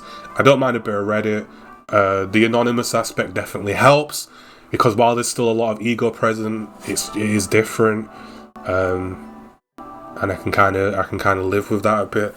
But again, a lot of the stuff on there, because one of the things that really does my head in about Reddit is you'll have this sort of, you know, this common sort of consensus on stuff, where you'll see like a lot of people comment where they're sort of very liberal kind of stuff on there, but then you actually go out into the world and have conversations with people, and people are just not that liberal in real life. And it kind of does my head in that there's kind of this idea that people are pretending that things are more liberal than they actually are in reality, and there's a lot of falseness in that way, and I think people are just not being honest about a lot of stuff. But at the same time, compared to some of the other stuff out there, I would rather some honesty than none at all, we'll say. Because that's one of the things I like to think about this channel. It's going to be honest. I'm trying to be honest on here, looking at some of these subjects. Because there's a lot of disingenuous stuff out there. There's a lot of bad faith stuff out there, bad faith takes kind of stuff. So I'd like to think that the takes I'm presenting are at least honest. Even if people don't agree with them, I'd like to think that I'm at least being honest about how I view some of this stuff. So that's one of the things I'm aiming for, and it's really hard to be honest in the current online community, in the online world, because people are just happy to have smoke blown up their asses all day, and that's even if that's not true, that's certainly how it looks. And it kind of goes back to what I was saying before about the TV syndrome, which is that talking to people like they're idiots works. I'd hate to speculate as to why it works, but it does work. Talking to people like they're very, very silly people works, and that's why we see such a large trend of it. People do tune into it. But, I think a lot of people are just incredibly childish these days. And, I'm just going to keep going off on this section. I've got a free section now, so now I'm just on one. I can talk about anything I want, so here we go. But there is a lot of really childish stuff out there right now, and a lot of childish mentalities, as I've mentioned in some of the previous episodes. People kind of wanting toddler-like things to happen. I want them to not say that, but I want to be able to say this without being prevented. And it's like, what kind of world are you expecting to live in, where you can say something but they can't? It's really childish to think that that's how the law works. The law applies to everyone equally. So if the law changes to stop them talking, it will also stop you from talking. It's really childlike. And I do think that we do just have a very childlike dominated culture right now. But I think the reason for that is, it's kind of twofold. On one hand, we do have the youth generally dominating social media platforms and dominating the internet.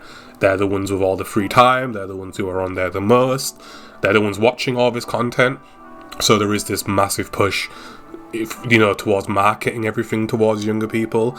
But then on the other side of that, I think we have a lot of older people, trying to engage with this online community, seeing that the things that are trending are quite childish things, and wanting to be trendy themselves, wanting to be cool, wanting to fit in with these communities, then themselves kind of revert back to a younger mentality themselves, where they then start acting out some of this childish stuff that they should and probably do know better than to be endorsing.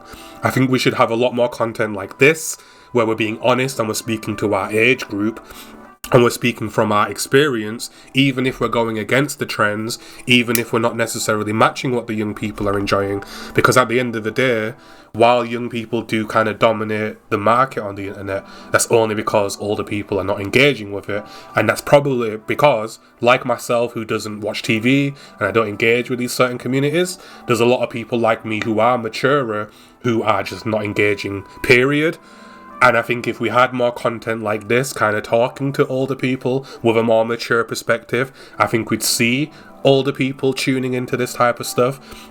But it's just cringe when you've left school and you've been in the workplace and you've done things, and then you see the stuff that's trending, you just cringe and walk away. You don't even want to engage with it because it's childish. It's stuff that we was talking about in school that we all knew and all learned was ridiculous.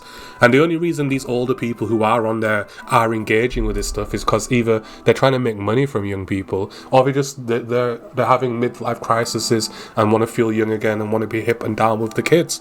And they're pushing some of the most toxic, childish shit in a bid to kind of appeal to these younger people. And instead, we should have a section of the internet for us older folks. We just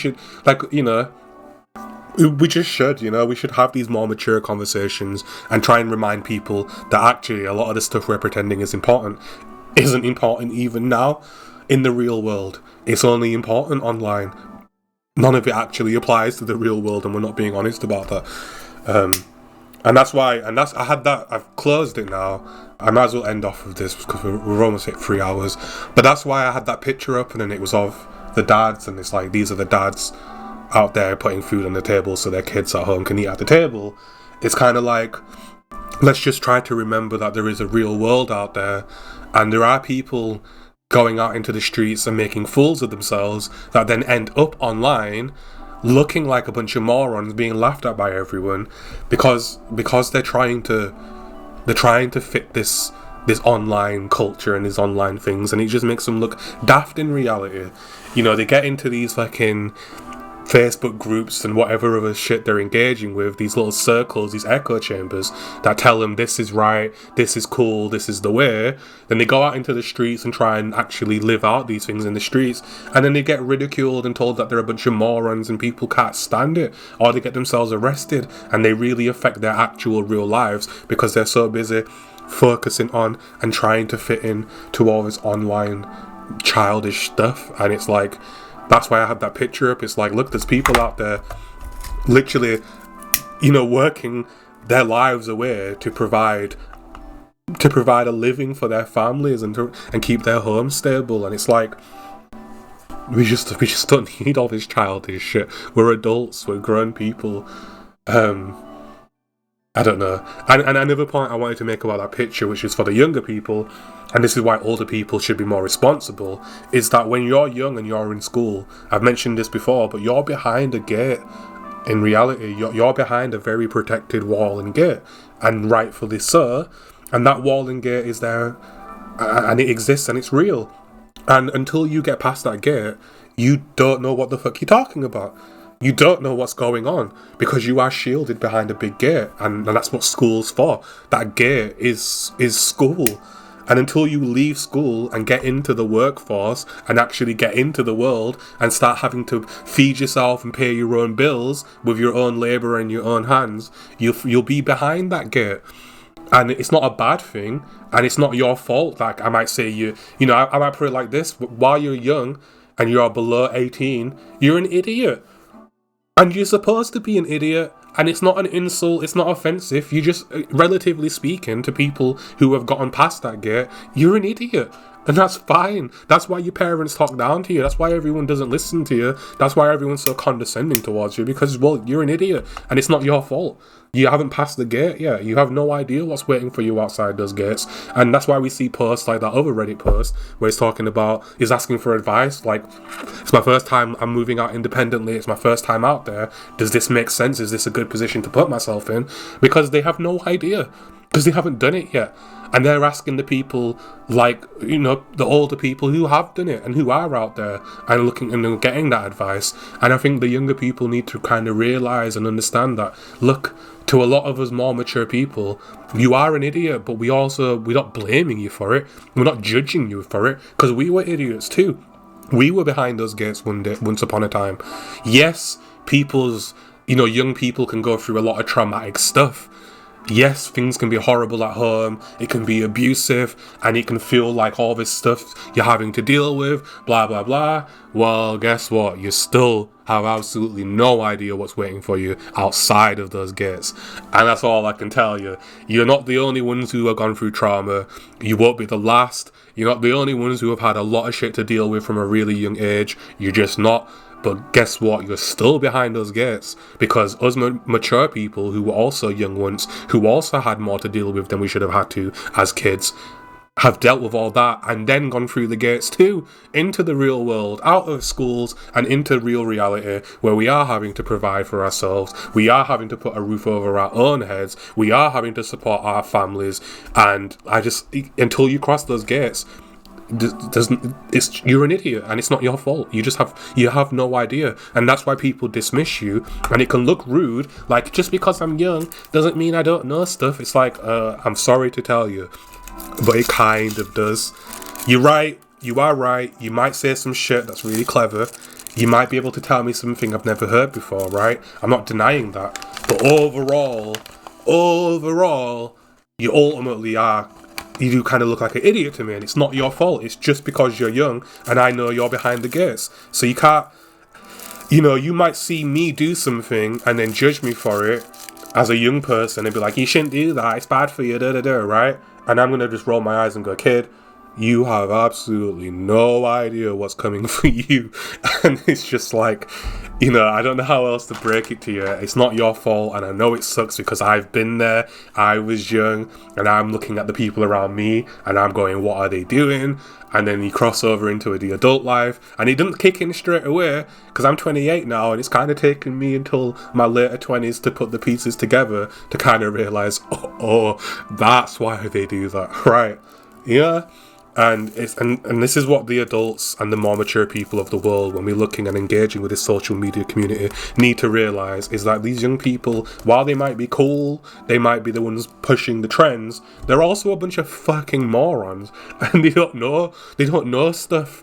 And when you're endorsing the stupid shit they're pushing because it's cool and trending online, you're not realising the effect you're actually having on them and on your own youth and on your own families. You're not realising that, but these kids don't really know what the fuck they're talking about. But they should have their space online. I'm not saying young people shouldn't have their TikToks and shit. No, have them. Have fun. Live your life. That's what it's all about. I'm not telling you that you're wrong. I'm just saying that there is a large number of us people out there that are older and are more mature, that you're not hearing any of the stuff we have to say because we don't engage with any of this stuff. We're not even there having these conversations, and we don't want to be there. I can't stand TikTok. It's not that I'm not cool and I can't get on there and be trendy. It's that all the stuff that's trending on there does my head in. I want nothing to do with it. I think it's the most awfulest content ever, but that's because I'm a grown, mature individual and it's just not my thing. And there's a large number of us out there who you're not hearing from because we don't engage with you. But the adults that you are engaging with, I want you to understand one of two things. They're either fucking idiots themselves or they're just trying to make money off of you. And when I say they're idiots themselves, I don't mean in the same way you are. I mean, these are just old people who are trying to be young. And I hate to break it to you, but a lot of the time, it's the older people who are engaging with the youth are predatory. Like that, and that's just true. The only reason they're engaging with young people on these apps is because they're trying to get in with the kids, right? For varying reasons, but they're trying to get in with the kids. And then the other side of that, the other adults on there are generally influencers and celebrities who are just trying to get your money. They're trying to get your money before you even have your own income. So that's the reality of it. The rest of us well-adjusted, regular people who have grown, matured, had jobs, lived lives, have families, whatever it might be, don't go on these sites, and you're not hearing from us. And that's why I can sit here and say, look, you guys look like idiots. Because you are idiots, but you know, it looks stupid to us. But we're just sitting here sipping our tea, getting on with our lives and not engaging with any of this shit. And there's a reason for it, because we know. And yes, I am happy to say that many of you younger folk will get here too, and you'll be just like us, mature folk, where you won't be engaging with this shit anymore. You won't care about any of the stuff that you think's important right now. You won't care about trends. You won't care about alpha status. You won't care about any of this shit, and you won't engage with it, and you'll grow, and then you'll look back on all this shit and you'll be like, who the fuck were these 50-year-olds posting on my TikTok comments? And you'll get it, and you'll get there eventually. But as it stands, if you're below 18, you're just by default an idiot, and it's not your fault. You're living behind a gate, and no matter how rough things might seem, no matter how much trauma you might experience, try to understand that someone like myself, who was the same age as you once, I also had all that stuff to deal with. I also had untold amounts of trauma, and then I had to also go through the gates and deal with everything else to come too. And I hate to sound so doom and gloom, because it's not all bad. There's a lot of really good things that happen when you become adult. When you become an adult, you get a lot of freedom to go anywhere and be anything and do anything. You know, I live my life how I want to live it within the parameters that I can do so. Everything in this building is mine. I can set my bed on fire if I fancy it, and absolutely not a single person will come in and tell me I can't do that. I can walk around, I can dance around my house to any music I want. I can go to my cupboards now, throw everything on the floor, and it can stay like that for weeks, and absolutely no one's going to come in here and tell me anything about that. So there's a lot of perks to being an adult. I can go cook a cake and eat the whole thing, and absolutely not a soul will tell me I can't do that. And I know that when you're younger, living at home, you can't do those things. But I promise you that even though the world's quite a dark place, it's a heavy place, and there's a lot of trauma and a lot of pain, there are some perks to crossing those gates, and you're right to look forward to it. You're going to have more hardship and more trauma coming your way, but there's a lot of good stuff too. And I know you'll enjoy it no matter who you are. And yeah, but just try to remember that unfortunately, you're still behind the gates, folks. And while things seem a certain way right now and certain things seem important right now, rest assured that they're actually not. And it's just sad to see these influencers and these older people and these celebrities out there making it seem like the stuff that's on these sites and that's trending is important, when we all know that in reality, in our daily lives, it really, really isn't. And they're not telling you that because they just want your money, you know? So anyway, I've gone on long enough. Thank you for being here, and if you made it this far, then wow, really appreciate it. I hope you enjoyed the content, and stay tuned, plenty more to come. We'll be talking about all sorts of stuff, and let's just keep our minds open, and let's keep everything in perspective, and just try to understand that we live in a society. But we actually do live in a society, and we are all cogs in a machine. And the things we do and the things we say do actually matter, not just to us and not just at home, but they matter to the whole machine. And we should be more mindful of the kind of stuff that we're pushing and endorsing, especially when it makes us miserable ourselves, and then we push this stuff anyway. And, you know, everyone's insecure.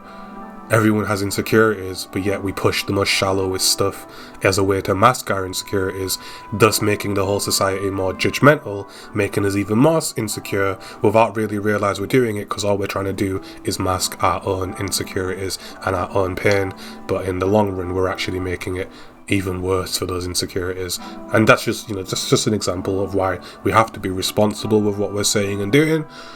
But, you know, at the end of the day, society is a machine, and it's going where it's going, and we are but mere cogs, and all we can do is keep turning, keep moving, and keep going. So thank you for being here. It's been an absolute blast sharing this stuff. I hope you enjoy it, whomever you are, wherever you are. You know, please like, please subscribe, please leave a comment if you have anything you'd like to say. I will be replying to comments, I will be debating people, and I'm enjoying doing this, and I will continue to do so. And just thank you very much.